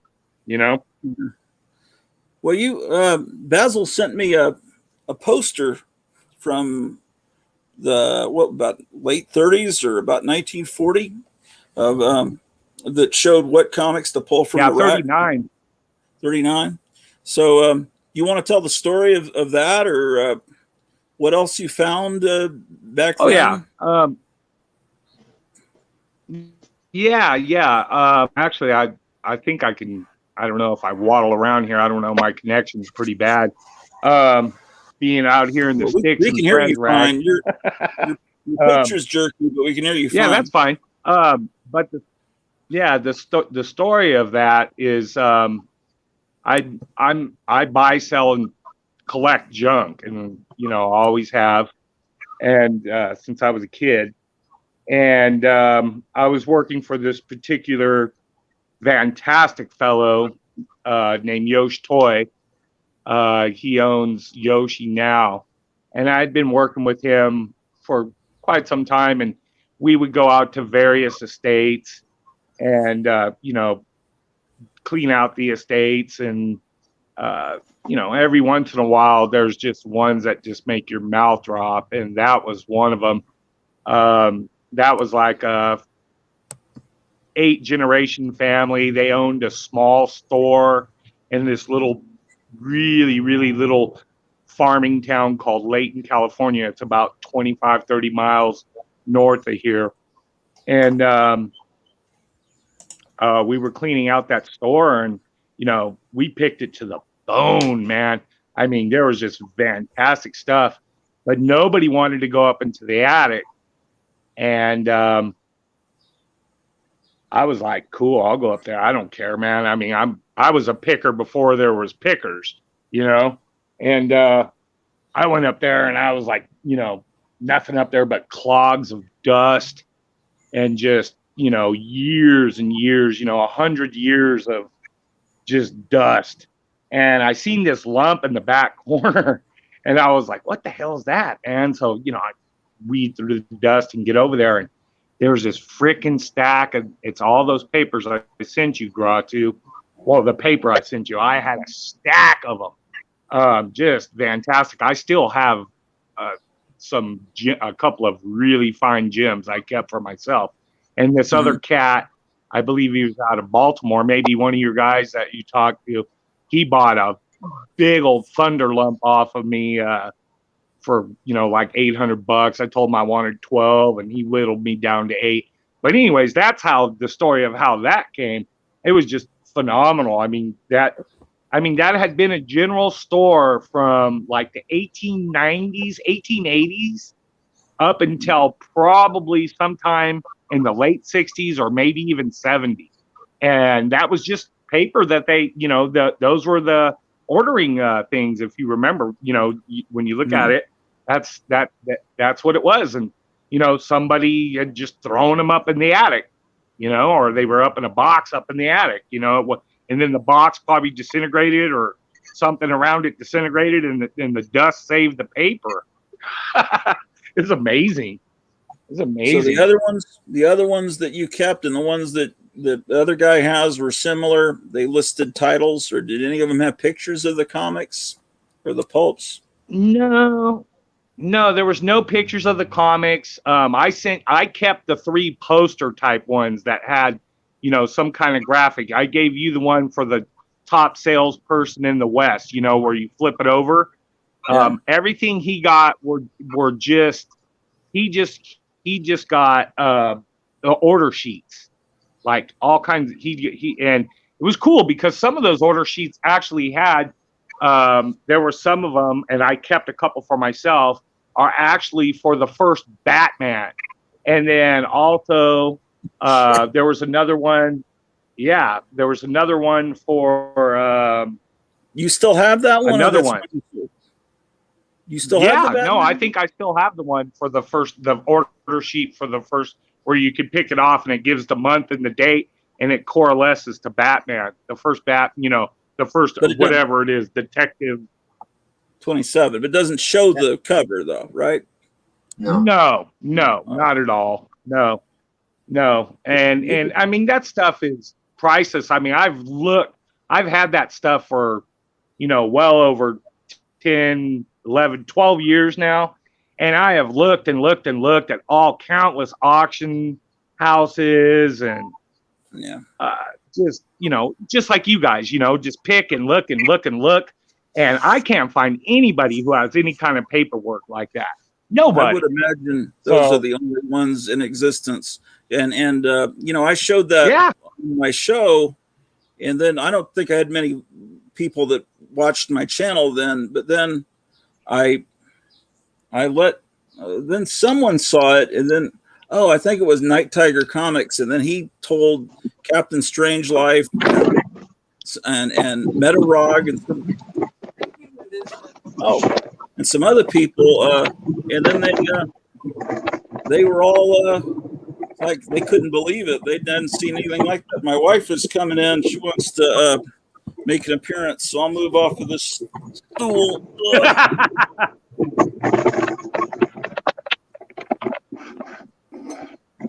I brought you a drink. Oh, good. I thought you were talking to them. Just thinking, I wish I could bring them a looking drink. at 3D. Hey, Cleo. Cleo! What's thank up, you. sister? Hey, what's up? I Cleo? wish I could put drinks through the. Tom, I'm sorry if we're ignoring you. I feel real bad. I gotta go, guys. I was gonna talk about something, but I didn't get a chance. But I'll do it another time, though. Okay. Okay. Well, what are we going to talk about? We can do it tomorrow. Sorry about that, Tom. I didn't mean to hog the space. No, that's all right. That's all right. No, I'm meeting him for the first time, Tom. So that's why I didn't mean to. That's no problem. I just gotta go, but yeah, I'll see you guys another time, though. It's good seeing all of you. Right, cool. Yeah, it's good to see you, Tom. It's good to meet Basil. I never met him before either, so that was really good. You know. So I'll see you, Meyer, Basil, Greta, or Cleo, right? Yes. Right. Kenneth, if I could say that. We've all got multiple names. Yeah. And Basil's Movie using the World, name I gave him. Graphic Man, Branko. See, when I do this, I have to remember everybody's name now because Well, they're going to Basil, what was the name you used to use on here? What's that? Basil, what name did you use before I gave you that army name on here? I was just I just used, my regular hit name that's on Facebook. But I like Basil Orloff. That's a cool name. We just had a lamp fall behind you guys. Hold this and If I could just say one thing before I go, it's really quick. Yeah, sure. I found this channel on YouTube. This guy is convinced. This is really funny. He's got videos about this. He's convinced that Ed Sullivan played Richard Nixon, and they're the same person. Oh no! Oh, that Richard Nixon I hate was that. actually Ed Sullivan. Yeah, right. So Sunday night, Nixon would leave the White House and go to the Ed Sullivan studio in New York. Apparently, yeah. He's convinced they're the same person. Dorothy's flat too, and He's completely convinced. And he shows pictures of their wives, Ed Sullivan's wife and Richard Nixon's wife, Pat, Sylvie and Pat. And he says, look, you can see they're the same person as well. And they look nothing alike? They look a little bit alike, but it's obvious they're not the same person, but And there was one other thing. He's reading Julie Nixon Eisenhower's biography, Nixon's daughter. And they talk about having a relationship with a guy named Ned Sullivan in the book. So he thinks that's a code for Ed Sullivan because they knew somebody named Ned Sullivan. So he's taking that as proof of his theory as well. So he makes videos about his theory? Yeah, he's got 3 videos so far based on this what's theory. his name? Could you put a link in the chat to this? Yeah, I think he's got 3 subscribers right now. Okay. Wow. How did you? This is a deep dive, Tom. Yeah. How did you find this? What happens is I'm always looking for Ed Sullivan videos on YouTube. Oh, that makes sense. Of course. Yes. So let me see if I can find his channel for you. Here it is. Bizarre, Tom. That's funny, man. I'll tell you something funny about that is there's people that think that this older woman that hangs out at the People's Bridge in Chicago is Marilyn Monroe. And they look nothing alike, not to mention the age. Like Marilyn Monroe, I don't think would be alive. Just so much. But she would have had to have a whole head transplant. Right. Yeah. Because people's faces they can really stick out, or they're larger. Like some people have like a horse's head. It's so long. And she'd be in her 90s. Where do these nerds think that lady's Marilyn Monroe? I can't stand that. Where do you want the link for this? Didn't Homer Simpson get admitted to a psychiatric ward, and he met Michael Jackson at the psychiatric ward, and it was not Michael Jackson? Wait, Homer Simpson? Remember that episode? Remember, it was a big white guy. It was a big, giant white guy who said he was Michael Jackson, right? I haven't seen that, but I would love to see that. Because it's a pretty famous episode. There was a crazy guy on YouTube, and he was getting a cult following, and his name was Charlie Freak. And he said something about a friend of mine. I was like, I had a friend that was a burn victim, and Michael Jackson had adopted him as kind of like you know, he was like a father figure to him, and he was very kind to him and looked out for him over the years.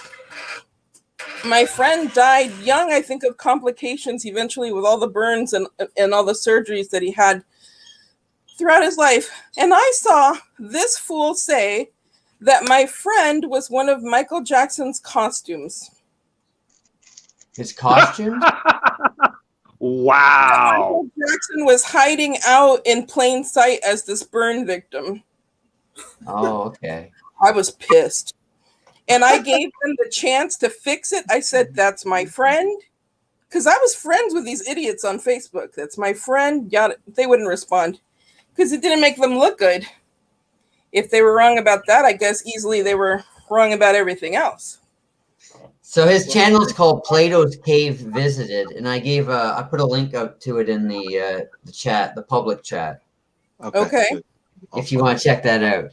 And his whole thing too is that every president that has ever existed has been a fake.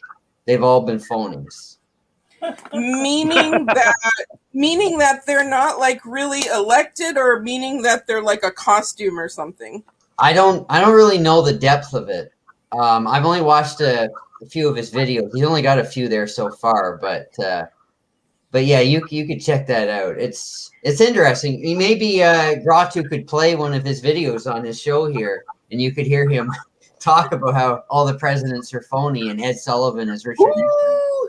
This reminds me, there is this girl that she stole my gig, man. Me and him, we come up with this stuff, and then it manifests. We're like, oh, somebody else did it.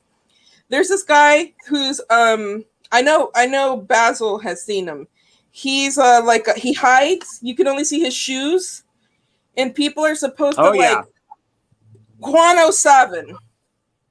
We were gonna do a spoof on him, and I was gonna be Juanita 07.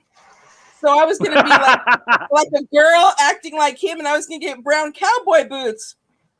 Oh, this crazy bitch beat me to it. And her rants are so insane and they're so good. What? You got to look her up on YouTube. You will die laughing. Well, I gotta go. So it's great talking to everybody. It's great seeing I'm you. so sorry. We will check out Plato's Cave Visited. Yeah, I'm not saying he's obviously a crazy person, but no, for giggles. Yeah. All right. Well, I'll see you later. It's good seeing you. Okay, bye. Tom, it was nice meeting you. Nice meeting you too, Basil. You guys, I got to run to the kitchen. Keep going. I'll be right back. Sure. You drew so me what's out up, Cleo? You drew me out of the land of the dead into the land of the that's living a good thing. to say hello, because I'm just like that. What were you watching downstairs instead of us? I was fucking watching the Paint Age. Oh, you had nothing on. I had nothing on. Oh, I do that quite often, Lynn. Sometimes I need quiet once in a while. I think I think there might be somebody here who might want to hop on, and I don't know how to do all this. Yes, Gold Kiki's. I'm so sorry. Gold Geezer's here. I'm so sorry. Well, you don't have to go. Well, you better take over. Hey, why don't you roll that? Leo, I'll give you a holler on the phone later tonight. Actually, I'm right here next to him. I'm not leaving. Yeah, she's not leaving. Oh, okay. Just move the camera over to her. I just wish the cat that's all right. The cat Here, is on just the chair. put him on your lap. Yeah, okay, I'll try. It's on the chair's on wheels. He might eat my hand. No. Okay, let's get Gold Key Geezer on. Hey, Gold, what's up? Not much. Hey, this is your anniversary episode. 2 years. Yeah, I started two summers ago on this day on YouTube. Oh, happy anniversary.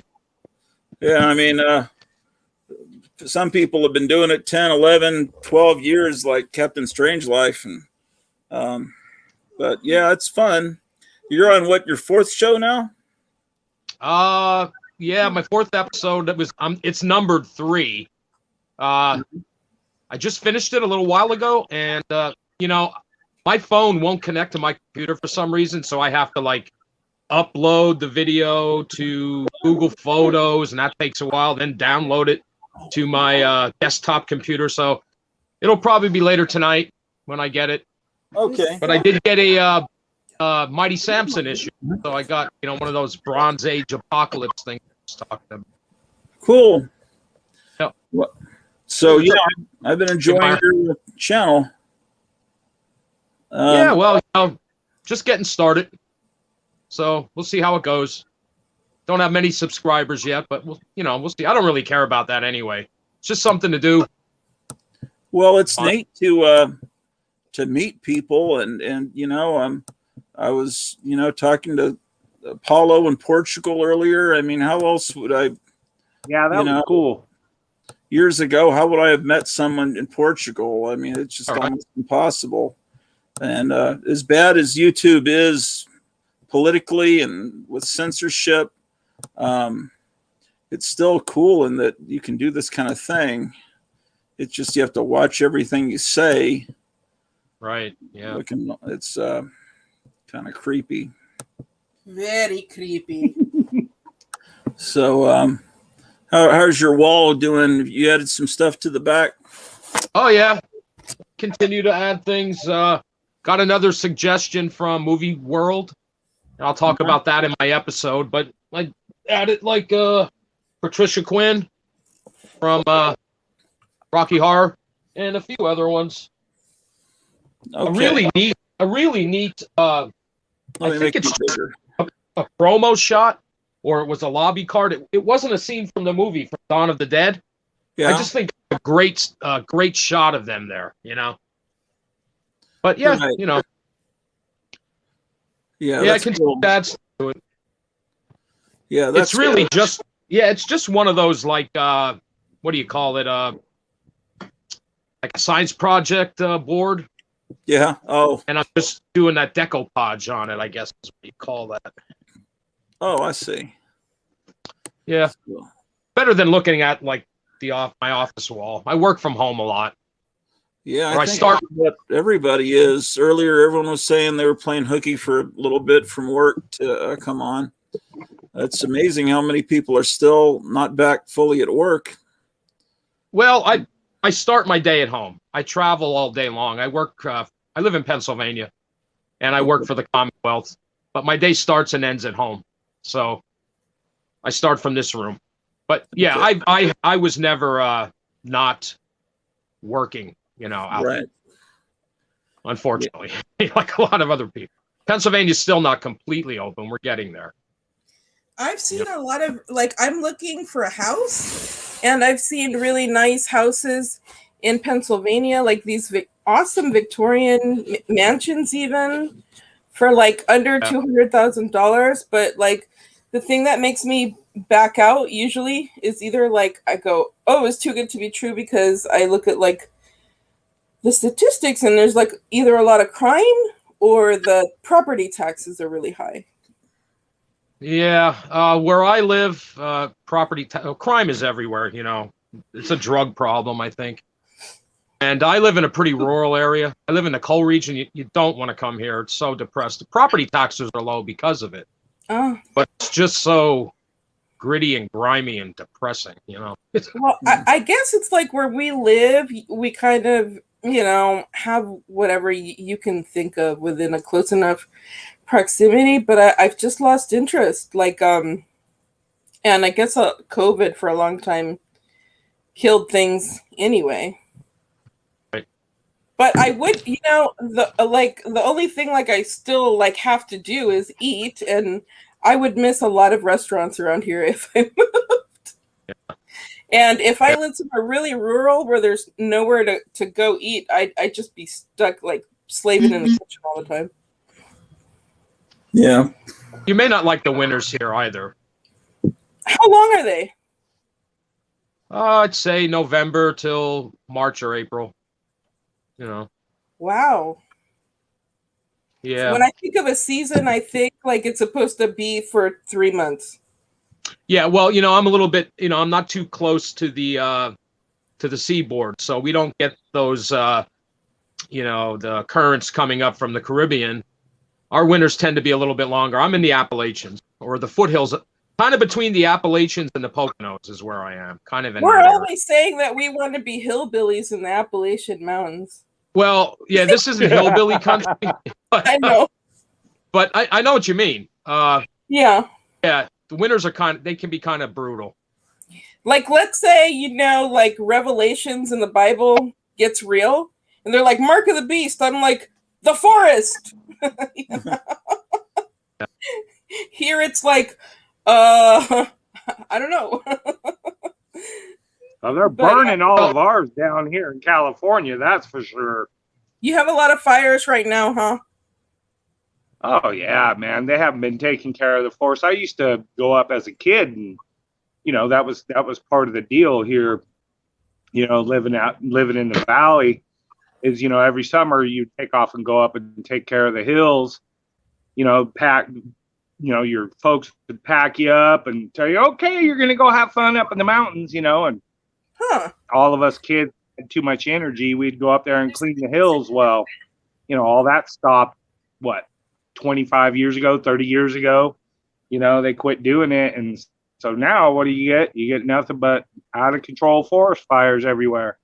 So yeah, there's one burning right up the road, probably, I would say not even 50 miles from here.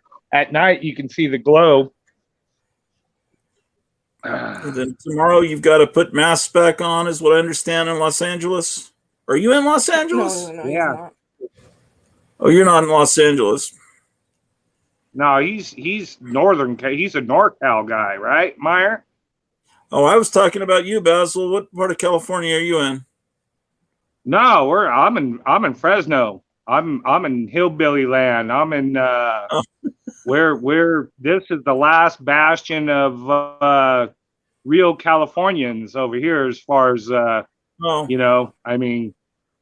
and San Francisco are completely overrun, man. Yeah, I guess I don't know where Fresno is.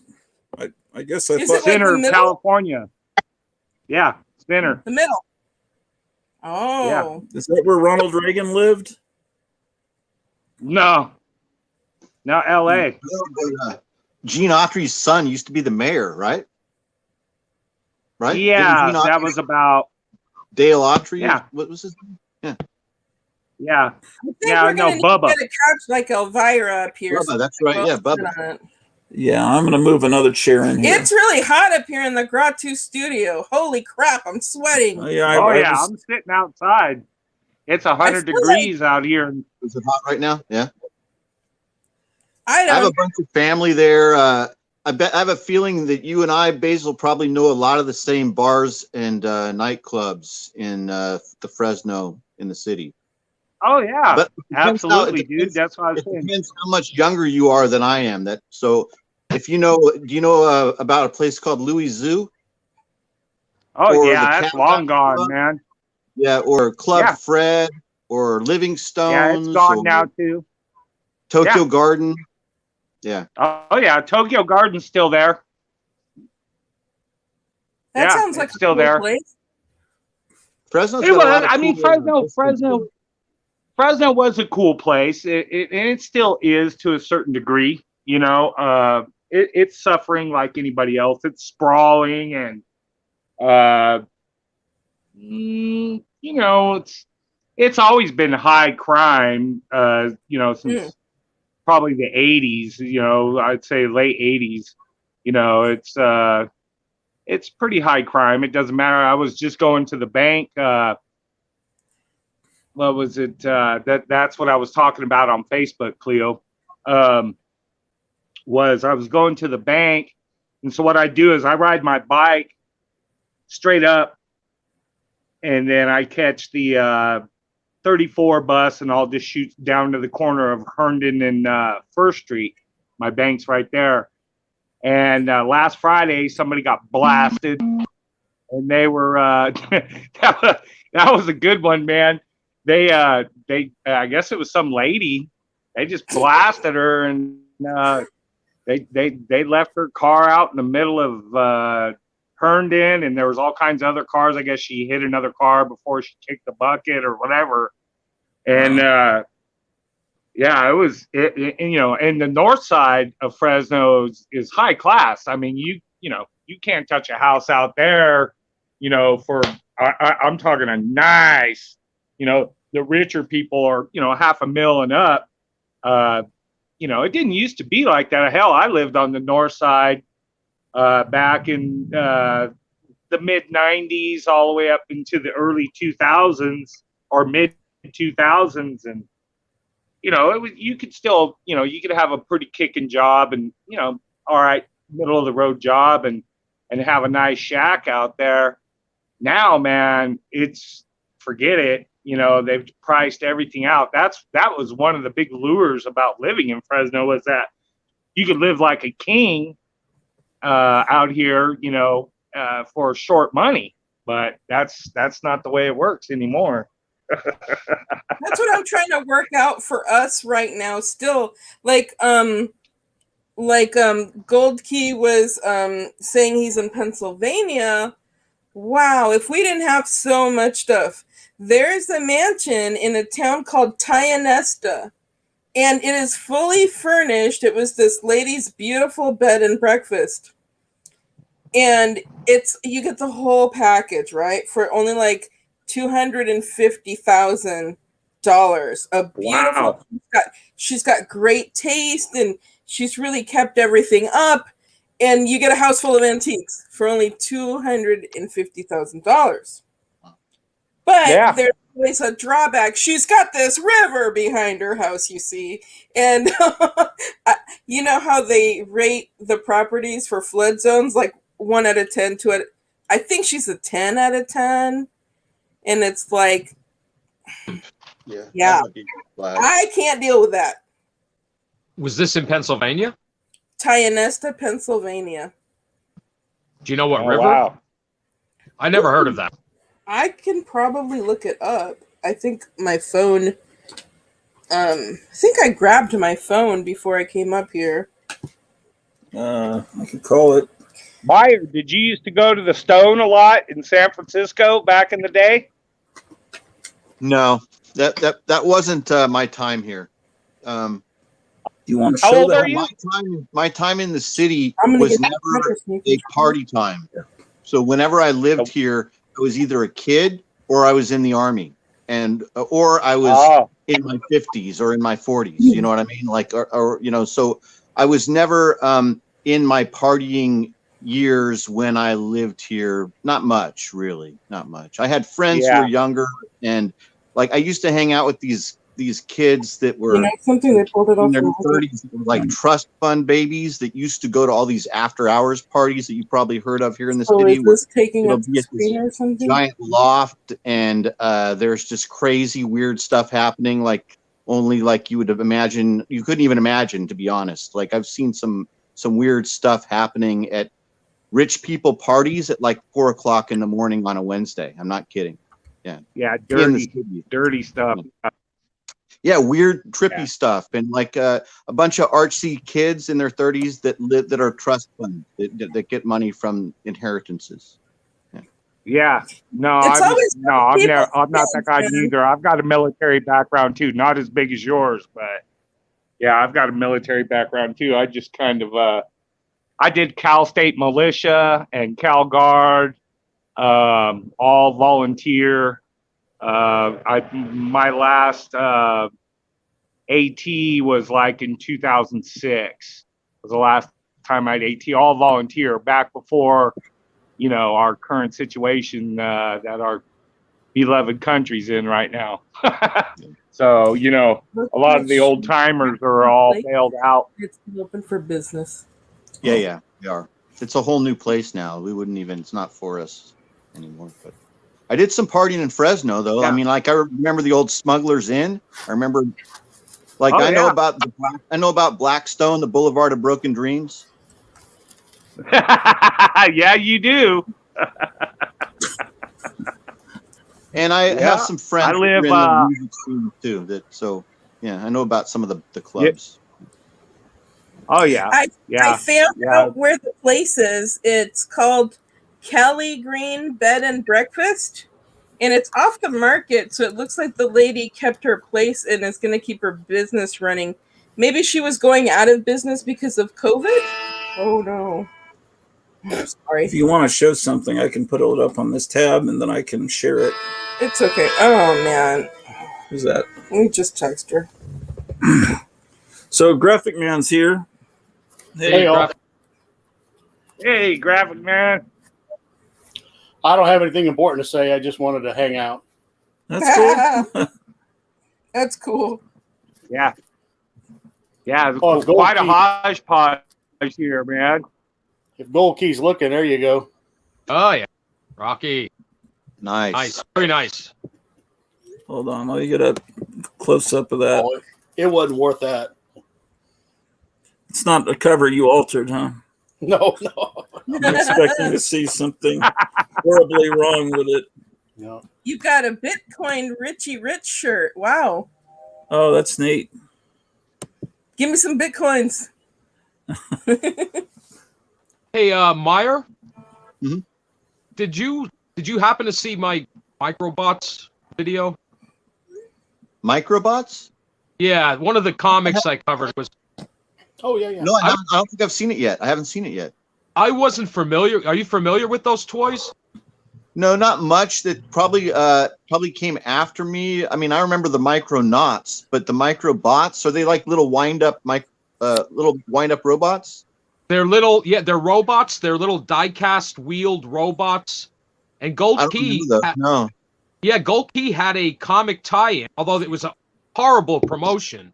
They didn't really promote it. Are there commercials on YouTube for Microbots? Oh, so this is going to be old. This, if it's Gold Key. 1971. Okay, 71. No, Yeah, I'm not familiar with that.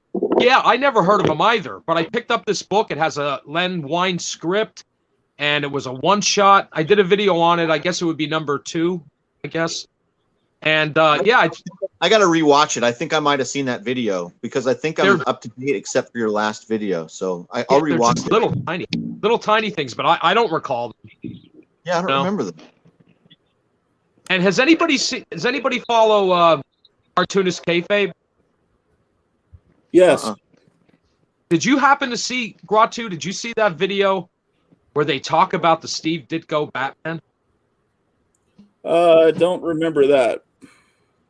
I never knew Steve Ditko drew Batman. He did one time, and I have the book. Never knew it, because I never looked at creators' credits when I was a kid. But in Man-Bat #1, Ditko draws Batman. And I'm going to show that in one of my upcoming episodes. But they go through, those guys are great. They have all the knowledge and a lot of passion in their videos and stuff. But yeah, Steve Ditko drew Batman one time. He's sort of like, a background character in that issue because it's a Man-Bat comic. Right. And but Batman makes an appearance and he's kind of in the shadows all the time. You do get a couple glimpses of never knew it. And these guys didn't know it either. They somehow discovered it from somebody else they were talking. But it's there on the first page. Well, that's it. I've never talked to him, but Tom Smith, who was just on, knows Mort Todd, who is putting out these Charlton Neo books. Yeah. And he was also, he's done all kinds of things from the Back from the Grave, 60s garage rock record album covers back in the 80s to all kinds of stuff. He revived Cracked for a while there in the, the late 80s or 90s to, I wasn't even aware of it at the time. And he brought Don Martin over to Cracked. And anyway, he's done all kinds of cool stuff over the years. And for a while, he was, he was editing and publishing or editing magazines, and Steve Ditko and John Severin and these people were like his good friends, and Steve Ditko would come in and just talk for hours with him. And so, I've heard interviews with him, and he's going to, at some point in the next few weeks, going to come on here because I've seen interviews with him online. and he'll mention that Steve Ditko would come over and talk about movies and all this, and then the interviewer would just go on and talk about something else. And I'm thinking, Steve Ditko's been portrayed as this complete loner nut for generations. And it's like, why aren't you asking what movies was he talking about? And so I'm going to pump him for as much information as possible, because I'm sick of Steve Ditko having this reputation as this nut when he was he wanted his privacy, but he was a friendly guy. And, people get these reputations and everyone sticks to it. Just like every high school teacher teaches you that Edgar Allan Poe was just a depressed nut and alcoholic. Well, everybody's got depression in their lives, and people have problems with alcoholism. That doesn't make him crazy. He wasn't, because if you write stories about crazy people, and if you write a story from the point of view of a crazy person, people with little imagination figure, oh, they have to be crazy, or they wouldn't have been able to write, this book or this movie from the point of view of a madman. And no, it just means that they have an imagination. It doesn't mean that the writer of Taxi Driver is insane because he was able to cobble together that script. That was mostly from the Arthur Brimmer diaries, the guy that Paul Schrader, right? Wallace. Yeah, Paul Schrader. Yeah, but that doesn't make him crazy, although he might have been a little bit crazy with that Lindsay Lohan movie. Right. Stan was saying it from early on. Remember that video that we watched, Gratu, recently of Stan talking to those college students, and he made a little jab at Steve right then when because he didn't cooperate with Stan Lee. He didn't like the changes Stan Lee was making to his vision with Spider-Man, so he just would rather go to Charlton and get paid less and just not have anyone question what he turns in, and they just publish it blindly.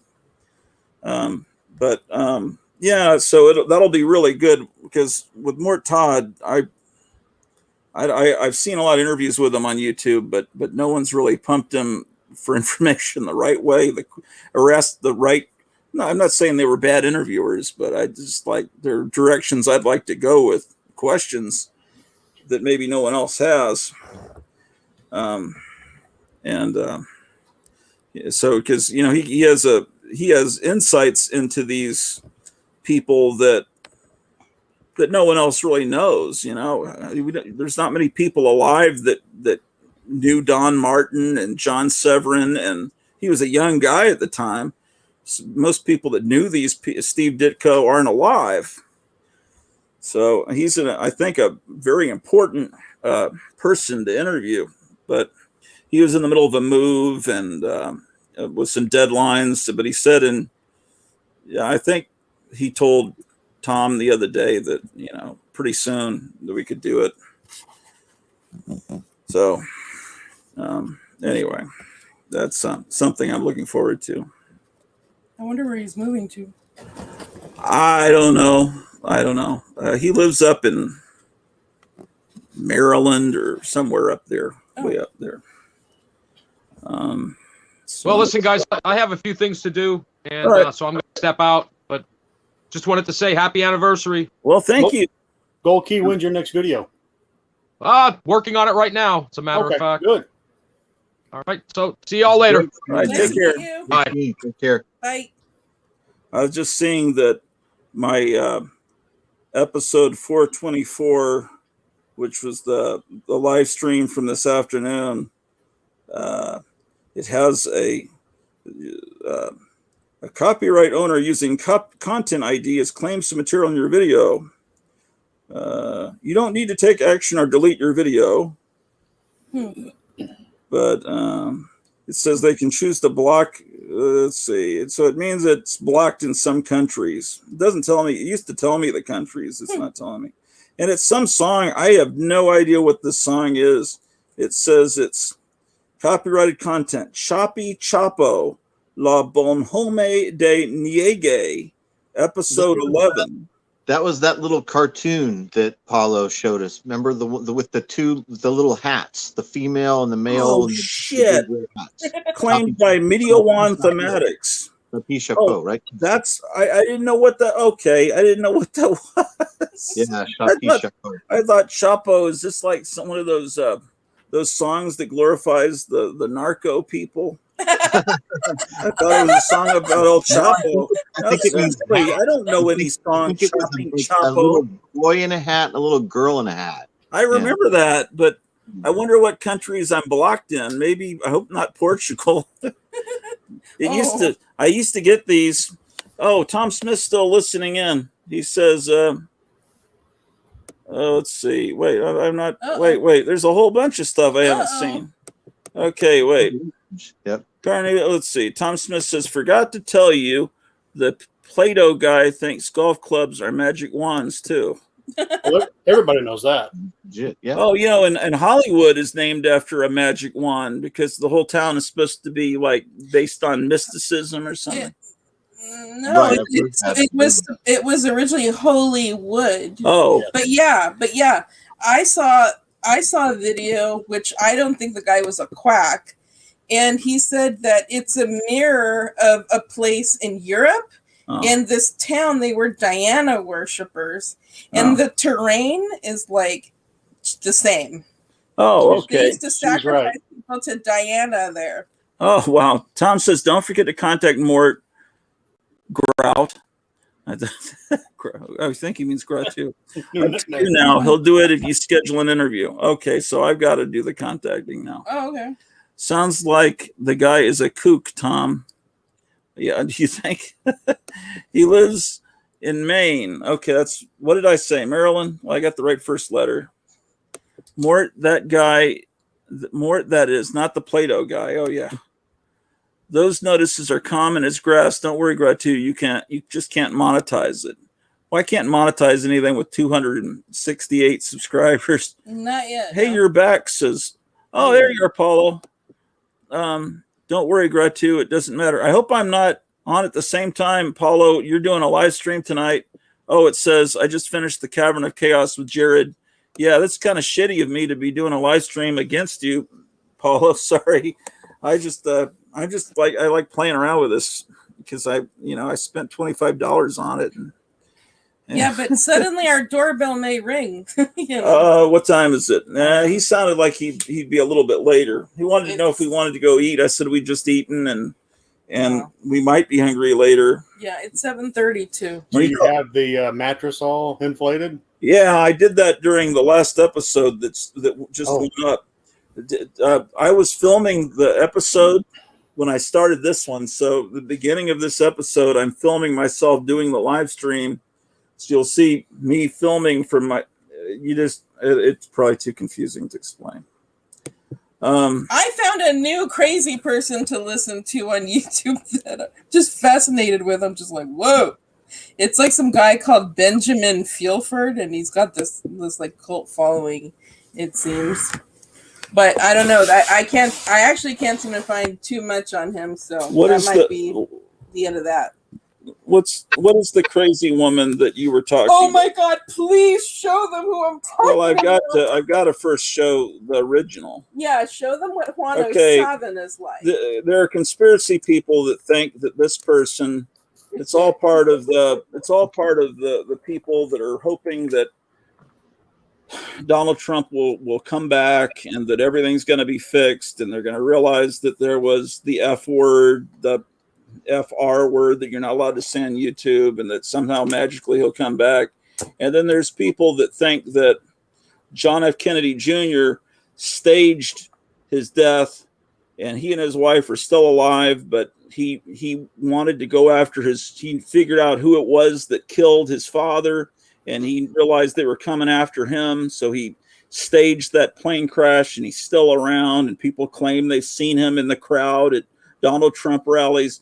And some people, like these people that believe Marilyn Monroe is still alive, they want to believe that this Juan O'Savin is really John F. Kennedy Jr., right, and that he's just going to magically appear and say, Donald Trump's the guy, and every, anyway, bring back Camelot. But anyway, so like this. So let me. I just wanted to add that a lot of people met the Juan O'Savin guy, And they all assure you he is not JFK Jr. as to hush that whole thing down. Whoever he is, he's a like extremely rich guy, and because he's always like talking to people and like we're doing, but he would film not his face but his feet, and he's always wearing boots, and he's always in like luxurious hotels, and he's got all these vehicles, and this guy is a rich guy, whoever he is, and he goes by the name Juan O'Savin, and so. Hey, Cleo, stick around after this. Okay. Yeah, okay. And so this is just what. So he always looks like this, you know. You just see his boots, and he's always this traveling. question you mentioned with this current administration. Let me just so anyway, he's all over the conspiracy YouTube people, although a lot of the videos have been taken down. But anyway, I was telling Cleo, you ought to go on with boots and just be Juanita O'Savin or something and do a parody of it. But then some woman did this who stole our idea, and she's completely out of her mind. What is her name? Oh my God. Let me try to remember. Heather Glorioso, and then I think it's Smith at the end. Or is it 29 subscribers? Yeah. She cracked me What's up. the good one that we watched? Well, the first one, I was bored at first. I was like, oh, this is because I expected it to be comedy. This one? At first, it it took me a while. On all the comments, I get. But she lots starts on going Facebook. nuts at the I end. actually get. Yeah, it gets good. Come on. How many views does this video have? I am Trump. I'm MAGA Trump. It's all virtual reality. It's my consciousness controlling it. I had an affair with Todd Huff from Goodyear years and years and years ago. Well, with what 1,800 information views. that I have Oh my gosh. to bring the anti-gravity up means no more tires. Imagine that. They don't want MAGA hats. It's all the way up. Okay. Another thing is I had an affair with Bashar in a body named Jeff in room 107 of Peach Bottom Inn. I channeled Bashar by my peach trees. Lou had an affair with my Aunt Peaches. I could do this constantly. I am Mrs. Robinson. All my affairs I admitted to were with younger men. I just had an affair with one of my son's friends on Easter. Jesus loves me. The boxer. Nino. Lie. I coded it all in the music from before I was even born. Louie, the Kingsman, the Trashman. I'm Crowley. My friend Jason Lamb, LAM, set me up with Lucifer, and Lucifer's a closet queer. I was used as a cover, pretty much. As soon as he saw that I was this is spiritual wickedness in high places, and those false light cabal. There's no way. I need to put her in between music on my channel to make it. She's like a DJ. You get that information. It's like a Fire Sign Theater bit. Jesus Christ, I own a 25-acre paid-for farm 5 minutes away with 3 places I could live, and I'm homeless on a farm called Heaven on Earth. I think she has COVID. This is just some of the synchronicity. That's cool. I She read knows the synchronicity. Trashman This and is the a Kingsman. Cosmic police sting. Not the average crazy one. Everything I do is magic. Just listen. You have to listen to the music. You have to read the lyrics. Go read the lyrics for Rush, Limelight. Go read the lyrics for Queensryche, Silent Lucidity, for The Grand Illusion. I can show you, and I want to, and I don't even want to charge you for anything. I just want to do this because I'm on a mission from God. Did you guys listen to Night Tiger last Sunday when he had all his brothers on and they were talking about heavy metal? No. No, And I thought it was great. They were just talking about their favorite heavy metal bands of the 70s and 80s, and then they'd play videos, and sometimes the videos would turn the screen black and say it would interrupt the live stream because it was copywritten or something. But it was a lot of fun. But what was the guy that Tom was talking about? Yeah, this is great. I've got to record all these before this disappears. This is the kind of thing I want to record. Is this? Why am I not subscribed to her? Why does she only have 30 I'm going to ring her bell. Has 1,800 views, but only 30 people have subscribed. What? Right, because because I think I am God. She wrote that. Oh, yes. wow. The description of the video. I'm just looking at her comments. That's another thing. Most of the comments are her, and it's more of the ranting. Oh, okay. What is the woman that's supposed to be Marilyn Monroe? Oh, I don't know. But if you put in the People's Bridge, Veronica, I think you'll see her. The other day, the guy that I call my fat man, he was with her on the bridge. Well, is this going to get me in trouble with YouTube typing this shit in? People's Bridge, man. Veronica? No, man. I don't know if I'm- what's forbidden from YouTube. Oh, what? This is it? That's her. Oh, this is supposed to be Marilyn That's Monroe? Marilyn Monroe. Dave. Welcome to the People's Oh, sure. No, she's not in her 90s. And that's not, no way is that Marilyn Monroe. It's ridiculous. She just doesn't look like her. No. And look at the shirt. Look at the shirt I'm wearing. Yeah, I've seen Marilyn Monroe's autopsy pictures. Exactly. Okay, and what was Tom Smith's thing? What was that? Ooh, can you go to the comments? It was something Yeah, let me shut this beautiful. shitty music off. It was Probably get me a something- copyright strike. Oh, dude. It was something about a cave. Plato's Cave. Yeah. Okay. Plato's Cave. Oh, and Basil's gone. I didn't even realize he left. No, he did, and I don't know if he knows how to come back or if he just had to go. Where was he? Oh, okay. Plato's Cave. Nixon. Nixon. What else? I'm actually good at. What was it? Sullivan. Yeah, Ed Sullivan. That should Oh get my it. goodness. Plato's Cave visited. It's got to be That's it. this. 3 subscribers. Well, So I'm going to read to you from this book on page number 206. okay. Yeah, this I love insane people, and this should be fun to watch. And Yeah, then if it's in a book, it must be true. yeah. And speaking of books, Cleo, while you're up there, make sure you grab my book before you head on down the stairs.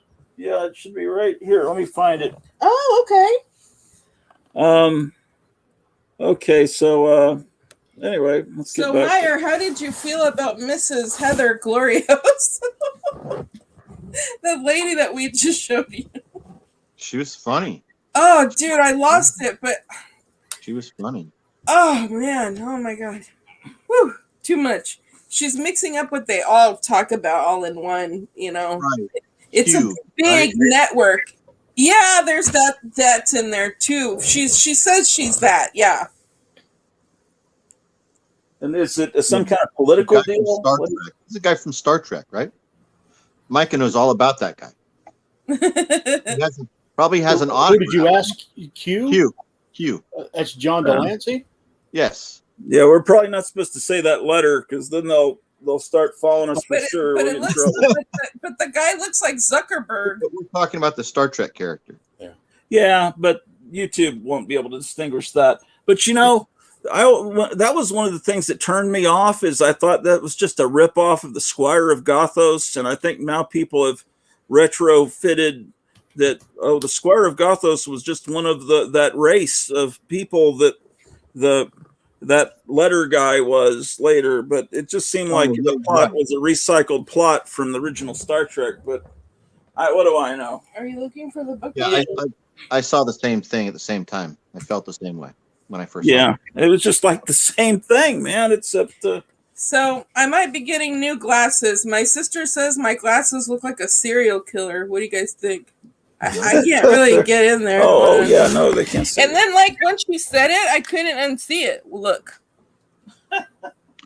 Okay, it's the Dahmer effect. It's the Dahmer Because effect. they were supposed to look like 70s glasses, which I always thought were awful, and then I got bored of everything, and I was like, well, the 70s was something I never touched because I really hated it, and I got into certain aspects of it, and I was watching Orange is the New Black at the time when she said this to me, and I was like, oh my goodness, I could be a character on there with no. Yeah. She was like, you're Carol, man. That Carol was like this killer, and she had these glasses. This is Graphic Man's book, Micah's book. Oh, cool! Wow. And I didn't show it to you. No, I unwrapped it up here, and I guess it just stayed in this room. I was reading it, but I primarily sent it for her to peruse through, and I thought, oh no, it's going to be stuck up there in the museum. No, yeah, that happens. Yeah, no one cares to see that, but I just wanted you to see it. So my stuff, if he likes it, it ends up getting lost in his museum. And then this book was sent to me by Jambo the other day. What is it? That's cool. I don't have it. It's like a Planet of the Apes bubblegum card wrapper, but inside it's the cards. Oh, wow. I think I knew this book existed. I know there's a Star Trek one, but I just had never had it. It's so cool looking. There's a wacky package parody of this bubblegum that's called Planet of the Greats. I would love to get the Batman TV show cards, those painted cards from the 60s. Yeah. I had a few at one time, and I don't know whatever happened to them. I need to be on the lookout for those. Well, they reproduced those in 1989 when the first movie came out. And yeah, they're gorgeous. They're all painted by Norman Saunders. Yeah. So about that letter we're not supposed to talk about, we have had like little fascinations with that on and off. People usually say 17 to get around YouTube. Yeah. And there were people that used to go on YouTube and they used to try to, I don't want to say decode, but just talk about whatever would pop up at the time and try to make sense of it or follow whatever news articles were posted on there and stuff. But that is like just not only is it not allowed anymore, but I don't know if you guys know this, that whole thing is gone. It's been gone for a while, like December or something. It's so nice that YouTube wants to help us out and protect us from because we're so dumb, we don't know what to do, and they have to make sure everything is safe for us. Not only is Big Brother watching, but Big Brother cares. Yeah. Yeah. Earlier, Gratu was talking about one of those strikes he's getting. Don't worry about it. When I did my... Here, Joe. Did you just call? Why, Sorry. I'll tell him later. got to stop by Bob's house. He wants Okay. to borrow a tool from him. Okay, how long? When do you think you'll be here? It shouldn't take you too long. What it is, it's a Magnavox he's working on or something. Okay. And he has to have a tool to get the nuts off. I'm Okay. the only one that's got a tool. All right. Cool. So I shouldn't be there very long. Sounds cool. We'll see you in a little bit. Okay. Take care. Bye. Sorry, there was a call coming in. That's I fine. didn't interrupt. Don't worry about getting a notification from YouTube. They did that to my video where all the comic book characters get a haircut, and it was bogus because I got some sampling music from my son, royalty free from Germany, and their computer thought it was another song, and so they said, "Hey, you've got this thing," but it still allowed my video to be shown. And then about a month later, it disappeared. Their little complaint. I guess they finally figured out they had made a mistake, but they don't leave any good way for you to tell them, "Hey, dummies, you made a mistake," because you can't really respond to them. Yeah, well, the only times it's happened where I couldn't, my video was not able to be seen by other people in anywhere was the other day when I went in that soft drink store and they were playing a Beatles song. And some other time I remember there was some Spanish language channel song playing in the background. I didn't even know what it was, but somehow they must have tougher copyright in Spanish speaking countries because of all the bootlegging done at all the flea markets. So they probably are. And then you had trouble with Journey. You were in an antique store where Journey came on. Oh yeah, it did show that that the song was playing, but it didn't give me any strike. Well, it made it where it wasn't able to be monetized. Yeah, and I never would have played Journey because no offense to people that like that band, but I could stand that singer. And speaking of monetization, my videos are not mono. I don't want to make people sit through a bunch of commercials. But if you go to a few of my videos, they've already started throwing commercials on them. That's YouTube's new policy of Yeah, I read about that a few months ago that they were going to start putting them even in front of any video, even if you don't have a deal worked out with them. And I've seen commercials pop up in front of my episode 1, but yeah, I mean, your other channel, you probably are eligible. Don't you have like a whole lot of subscribers to that? I've got over 1,000 there. So if you wanted to, you could work out a deal with them and maybe get little checks of $30 every few months or something. When your other channel is about theology, commercials are a little leery of latching on to something that might be controversial. So, but I think that channel is safe. YouTube puts commercials in front of some really messed up videos, and I'm thinking, if I was this company, I wouldn't want my commercial in front of that. It just seems random. Yeah. Yeah, sometimes like it'll just be like a complete joke. I mean, the way that things juxtapose each other, just crack up. I can't think of a good example right now. Well, I'm trying to get her to start a channel, and she wanted to do she has a makeup collection, like we collect comics and toys and vintage stuff, and also she wanted to do a political channel, and I thought maybe I'll get nuked in one day if I do a political channel. Forget about it. You can skirt things by talking kind of in code. Did you say she's going to make clothing for toys or something? No, I didn't say that. And I said we collect toys and comics. She collects makeup, and how would you describe what you do? I don't know. I actually really am into conspiracy theories, even though like a lot of them are dumb and crazy, but that really gets you into trouble really fast. We need to watch Tom Smith told us to watch. The over under on her channel lasting 5 days would if you get me started, it's gonna Gratu's channel is gonna go down. There's a really popular channel on YouTube. This girl puts on makeup while she tells true crime murder stories. What is her name? Bailey Sarian, and I get really creeped out by serial killer stories and stuff, but like because she's like mellow and she's just doing her makeup while she's talking about it, it kind of lessens the blow for me, and I can listen to the stories. But she's very entertaining, and she herself has said that her true passion is the conspiracy theories, but she's smart enough to know she can't get away with that. She can't do that. Yeah, she has this new series called Dark History. Okay, well, this is her channel. Okay, you guys can see it. She's got like 5.17 million subscribers. Yeah. And it's just she's living the life, I'm sure.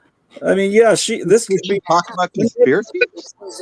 When you have that many people, I think you can actually make a living off of YouTube.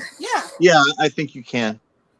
Hi friends, how are you today? I hope you are having a wonderful day so far. My name is Bailey Sarian, and today is Monday, which means it's Murder, Mystery, and Makeup Monday. That part's a little bit obnoxious, but then when she talks about this stuff, it's good. So she Oh, my just goodness. puts on makeup. She gradually puts on And then makeup as she tells you some story. And she gets millions of views. Yes. That's awesome. I mean, she's carved out a niche that's and Now, she's because of this book, and see the she starts attention looking she's rough and getting then was she widespread. winds up looking like some kind of goth model by the end. She looks like a tropical fish. Love her. Thank you so much. Yeah, that's what her eyelids remind me of. I'm just saying. I spent some time Yeah. underwater. She looks like a fish. Well, thank yeah. you so We're much for hanging out what with me what today. kind of makeup is that, Cleo? So much. Oh, let me know who you want me to talk about That's next. what I'm going to week. call it. But other than that, I hope you have a wonderful rest of your day. You may I mean, she seems like a nice enough person, but it's just weird. Yeah, maybe I should do something like that.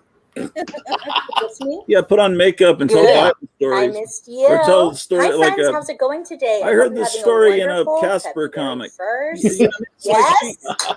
I am so excited to be back. She has I am here. How many Hi, views? my name 9 is Bailey Sarian, and million today is Monday, views on which this one means video. it's murder, mystery, So- and makeup. The biggest people on YouTube, I think, are like Logan Paul, those Paul brothers. Right. And they're PewDiePie. apparently they're single-handedly Maybe responsible. he's not as big. I don't know. I forget. Didn't PewDiePie have the most? Huh? Who? Did Oh, PewDiePie have the most PewDiePie. subscribers? Yeah, you're probably right. But apparently that Logan Paul guy started collecting Pokemon cards, and it just caused all these stores to be inundated with these people wanting those cards. PewDiePie. I thought something controversial had happened with them, and it, Well, they went into some suicide forest in Japan where a lot of people hang themselves, But and they that's saw another someone hanging person, from a right? tree, and they go, "Oh my gosh, look at that! 110 million? 110 million!" What? Yeah, I Hey, told you. Just for comparison, And TBH, he's one of us, if you know what I'm saying. okay, let's take a look at the White House. They No. have 1.89 million subscribers.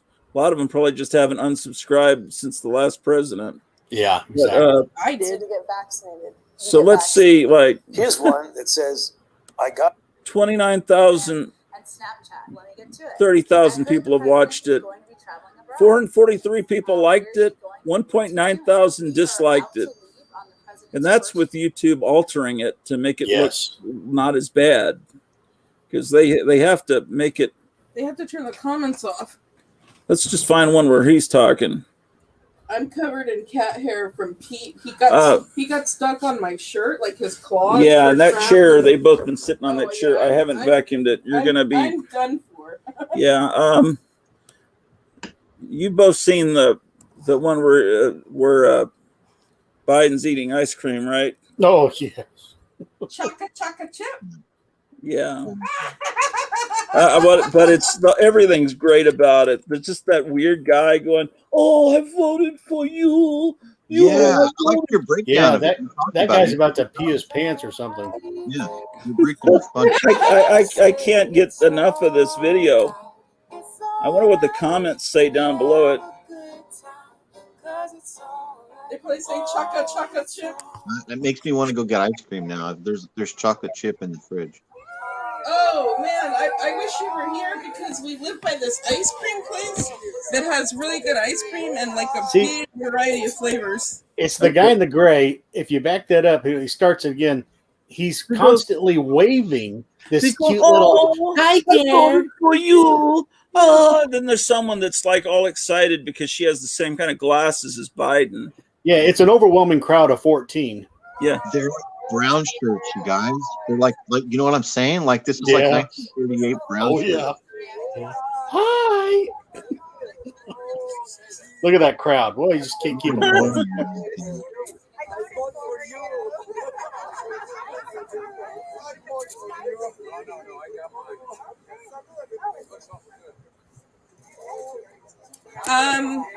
Sorry to talk in code here, but have either one of you two guys heard anything about Georgia the last couple of days? Hold on, listen. No. Why? The news won't tell me anything. There's good news, guys, about Georgia. Some numbers don't add up or match up. It's been proven. Oh. Like for real this time, though. Yeah, don't get me taken off. And also in Arizona. Hey, can I tell you something that's scary? That's like not really a conspiracy because it's openly known, right? But you guys know about the owl, right? Like you know about the owl that's on the dollar bill. You know about the owl that's at the Bohemian Club here in San Francisco, and also Bohemian Grove. So there are little owls, painted black owl stencils that have been painted at certain bus stops throughout the city for years and years. I've seen them get old and get washed away by the city street cleaners eventually, and then to go back to that bus stop again a week later, and there'll be a new one there. So I think that's creepy and scary, as well as like there's some weird cults that are like in this city that have been operating for like decades that still operate, and you see them around sometimes, like these weird dudes in black robes that aren't Eastern monks. Yeah. That's it. That's all. Just the owl, my neighbors that are Satanists. Doesn't the owl have something to do with a deity called Moloch? Yes. Oh yeah, yeah. Okay.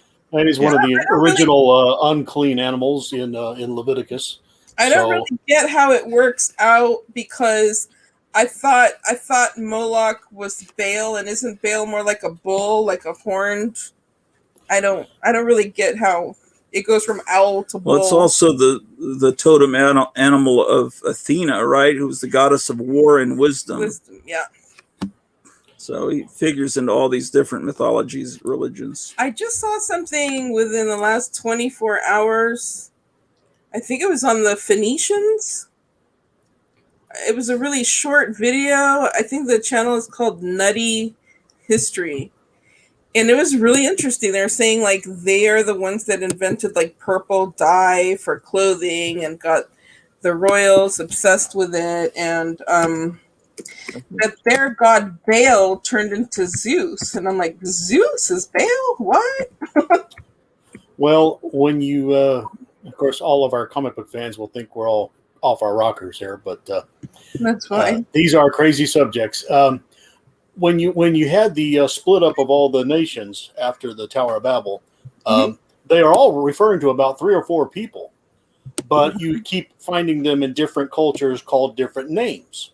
Yeah. So, but they end up being the same people. So, yeah, Baal is Tammuz. You'll find that in the book of Ezekiel, and he'll be a form of Thor or something like that. What in the world are we looking at? Well, I was thinking of Charlie the Owl in New Zoo Review. I remember this show because it used to come on very early when I worked at the Ranch. Like you ever seen the bloopers?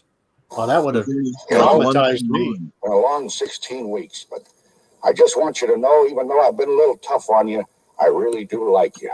Oh, go fuck yourself, Charlie! Hey, you green son of a bitch. I've been putting up with you. I've been showing you mercy. You're nothing but an old faggot. Once the night you caught me with my cousin Orson, and you got the guts to call me a faggot. Yeah, well, you've wanted me since the start of the series. Well, now that it's all out in the open, we might as well have a ball. How about 2? So that was really good.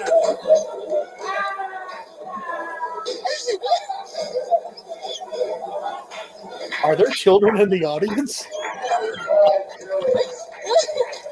Have you ever seen this show? Very low. I used to watch it. This is a show from the 70s. Friend, Charlie, say I've decided to help you, kid, with a Woodmaster. It came on very early in the morning, like right after the farm, at 5:30 a.m. So no one was really watching it. Wow, he's gone. Oh, did we get lost? We lost him. This happened to him earlier today. He was with Paulo, and Paulo kept talking for a little while. Oh, No, I saw. Yeah. I had never seen anything like that. Not to wait for him. Go ahead and sit on it, Henrietta. It'll pop out.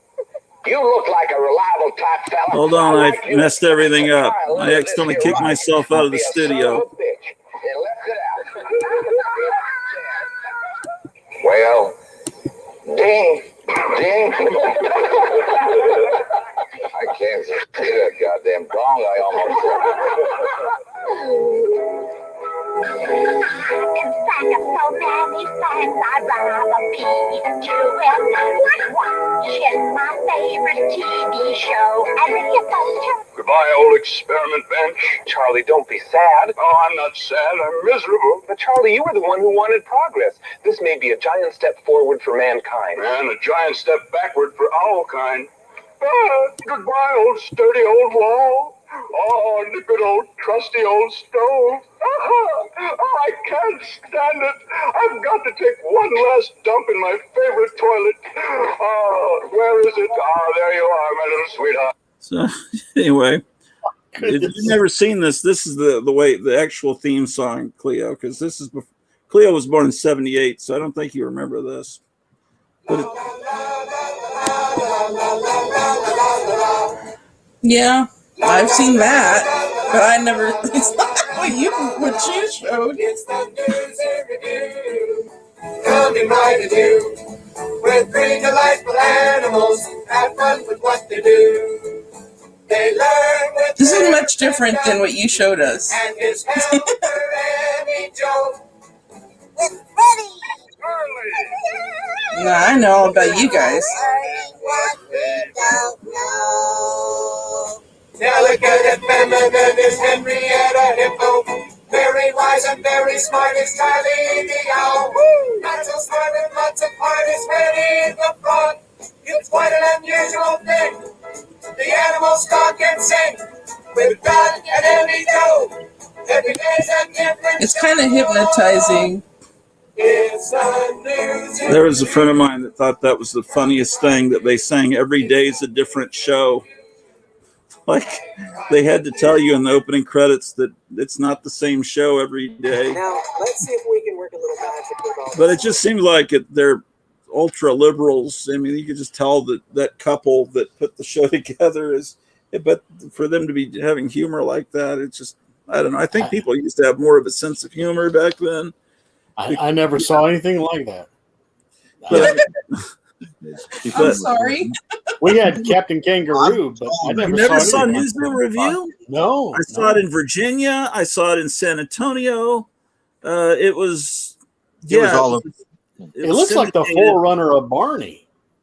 Yeah, it was not on PBS. It was on regular, normal channels. But it was Like 5 a.m, right? It was early in the morning. It was before, when they played the older cartoons, like Popeye, Go-Go maybe. Gophers and stuff. And Oh, yeah. Astronut. Great. It used to be really worth it on a Saturday morning to wake up at the real early, because Glad. for about an hour or two before the networks came on at 7 Central, they would play old cartoons, and they'd be Terry Toons and stuff like that, old Porky Pig stuff. But Christopher Schneider says, "What the hell is this?" So, like, Meyer, are you on Facebook? No, no, I'm not on Facebook. I am, but I'm zucked, so I can't do anything. I don't know if everyone knows what Zucked means. I have like a 30-day ban or whatever. Yeah.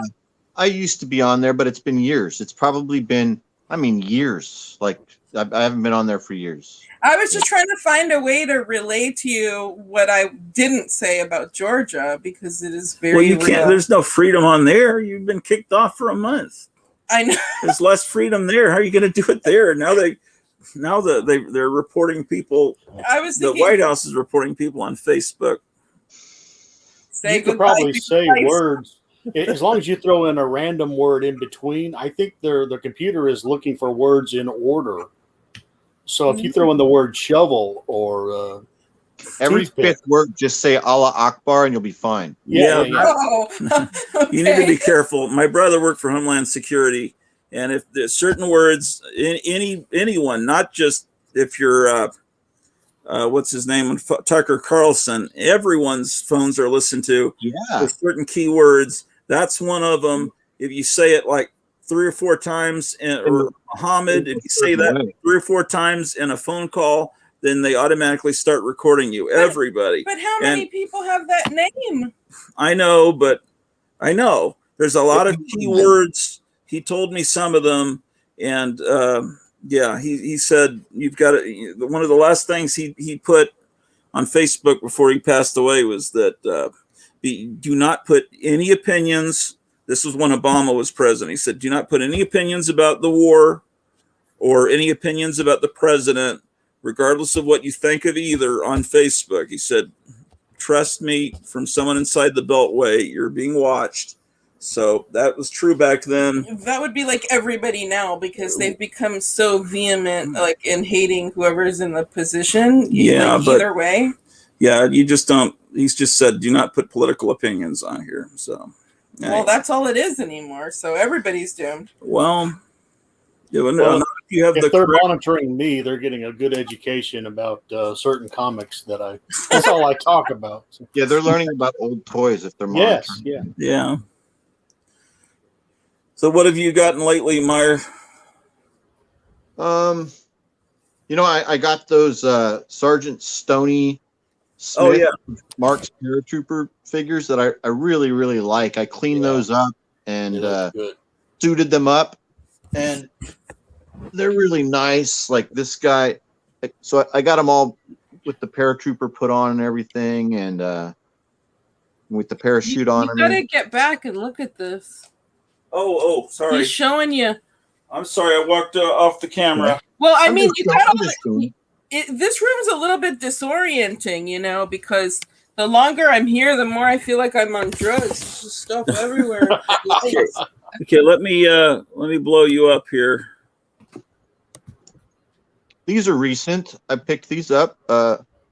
These are some Britain's Limited Native American figures from the 70s. They have a metal base. You're familiar with these, right, Gratu? Yeah, I think that's great that you say something from the 70s is recent, because that's how I think of it too. These are really nice. These were kind of a delicacy. I still refer to these as a toy delicacy, because if you were looking for these back in the 70s and the 80s as a kid, you would usually have to ask for help behind the counter. You remember that, Gratu? They'd be in the glass cases. Yeah, I don't remember, but I mean, when we lived in Germany, it seemed like that stuff was readily accessible. Yeah, these are like Drew's very nice, high-end, like little army men. And the figures are hand painted and they're plastic, but the bases themselves are metal, so they don't fall over. I'm sorry to leave you guys, but the dog is howling up the stairs. So either Gerald's here or she's just getting ultra lonely. I'll show you this. Have you ever seen one of these banks? It's a piggy bank, but it's politically incorrect because it's got a Dixie sticker. Oh no! And so when you put the coin in, when you put the coin in the top, his hat goes up somehow. I don't have any coins, or do I? No, I don't have any coins because I'm poor. But trust me, it happens. That's nice. You don't see things like this anymore because it's forbidden. Yeah, you'll never be allowed to watch Dukes of Hazzard again because there's that emblem on the car. Yeah. Well, you think so? They won't show the show again? I don't think anyone will show that. Yeah, that's weird. It is really weird. What's so weird about it is that it's so much like it's so similar to so much science fiction that we grew up with, right? I mean, it's so similar to like Huxley and Orwell. I thought you meant Dukes of Hazzard was. No, I mean, what's happening? What has happened is stuff. What has happened is stuff that was fiction, science fiction in 1975. Yeah. But that was, Aldous Huxley said later in life that's always been the plan. That people like Huxley and Orwell were were aware of what the plans were, and they've had these plans for generations. The elite to, I don't know. So it's just insanity. What keeps me going is I know that I can make fun of them, and that I'm right. I'm correct. And they have no sense of humor. But we do. Yeah, they don't have a sense of humor. That's true. It's just down here. I got another Guadalajara book. Oh, I'm so jealous. I haven't gotten any yet, and it's this character named Phantasmo that I had never heard of before. That's an old one because the number is very, very small number. 35. So that's one of his first ones. Yeah. Yeah. And it looks really cool. Yeah. Do they have a color edition too? I haven't checked. I'm not sure if they do. I haven't read this yet. It got here yesterday. It looks really good. Yeah. The art's very cool looking. And I guess he has some sort of mystical powers from what I've read here so far. But it looks neat. How many issues in that book? This is the Phantasmo appearances from the Funnies number 45 through number 63. 1940 to 1942. And it's 200 pages. You get it from Amazon or? Yeah, I did. And there's a guy that's put out a fanzine of spook show advertisements, and he's just real weird the way he promotes it. It's like, if this day is the last day for pre-orders, and after that you'll have to see me at a show to get it or something. And it's like he makes it so hard, and I think I sent him a friend request and he never paid attention to it. But let me see if I forget what his name was. See if I can't find it. Let me while you're doing that, I'll tell Meyer that in the one of the Guadalajara books is this phantom lady. She has a weird skull face, and it was a backup story of Planet Comics. Oh, you know what I'm talking about. It's not the Phantom Lady by Bill Ward, is it? No, well, and I got the name wrong, I'm sure. She's got a skull face. That's that real weird artist. What's his name? But it's in the backup features of those Fiction House comics. Yeah, but he's this crazy artist, weird artist, 1940s comics. Yeah, you've shown them before. The big bodies and small heads. Yeah, I just can't remember the guy's name. Starts with an H. James Herman. Gunn is all into this guy, and he used this pastiche of this guy's art in that movie Super. Man, there are whole books that have been put out by Craig Yo about this artist because he's nuts. Why isn't anything appearing here? Loading. I don't know. Yeah, I know who you're talking about. But I'm trying to find this damn darn thing. Let's see. Type in spook show.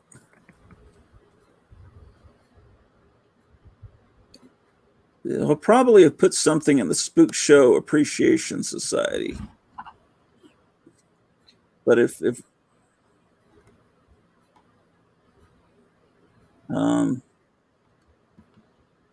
but it's a cool looking book, and I just wish I could get a copy of it, but he's just made it. Oh, this is it. It's called Clippings from the Crypt.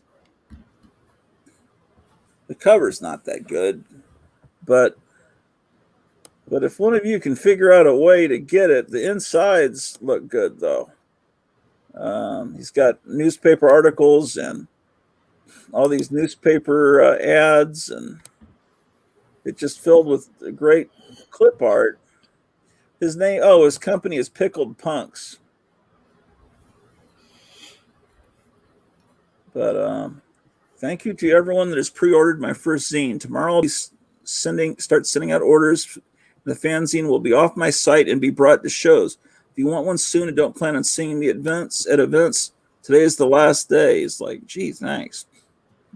People are wanting copies sent to Spain and all over the place. And I don't know where the shows are. He's not telling us where the shows are. It's very cryptic.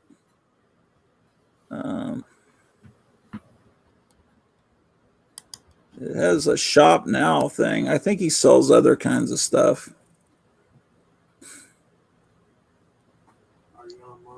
Yeah. How you doing? All right. I'll be right down. All right. Have you eaten? Have you eaten, Gerald? He didn't hear me. Okay. Well, this is the kind of stuff he sells. Clippings from the crypt. This is his webpage. Sold out, $20. Shit. So I don't know how to get this thing. But it's definitely something I really want badly. So. Oh, you can't see this page. You're not. We're looking at. Oh, I'm sorry. Some Yeah, banner. because what happened is another page opened up. I thought you were seeing it. Hold on, I gotta redo the thing. Yeah. Yeah, my friend Gerald showed up, but let me show you this real quick. And then, damn. Maybe he'll do a second printing or something. The inside of it looks like this. Are you seeing this now? Yeah. See, it's really cool. And this is the kind of stuff I really love is this kind of advertising. I don't Looks really like it's just slightly smaller than a comic book. Yeah. Let's see. This is for a pre-order. I don't have a final date for this time. I do not know if I'll have these on my website for sale after the pre-order or catch me at an event. I also plan on wholesaling these. So if you'd like to sell them at your shop, please drop me a message for bulk prices. Let's see if I try adding it to cart. Sorry, this item's out of stock. Damn. Anyway, so that's somebody will flip it for you. You'll find it. yeah. Well, maybe there's one on eBay right now. Let me just take a look. Well, Clippings from- Meyer, Gratu, I feel like we just did this 2 nights ago. So Yeah. this was great. Thanks for letting me jump in. Yeah. It's been fun. And yeah, and I'm gonna go down and see what my friend's up to and see if people want to go eat. Yeah, I don't see anything on YouTube yet. I'm sure one will pop up on YouTube at some point. So yeah, cool. Thanks for having me. Yeah. Good to see you guys again. Had a great time. All right. Well, see you guys later. Take care. See ya. And we will end broadcast.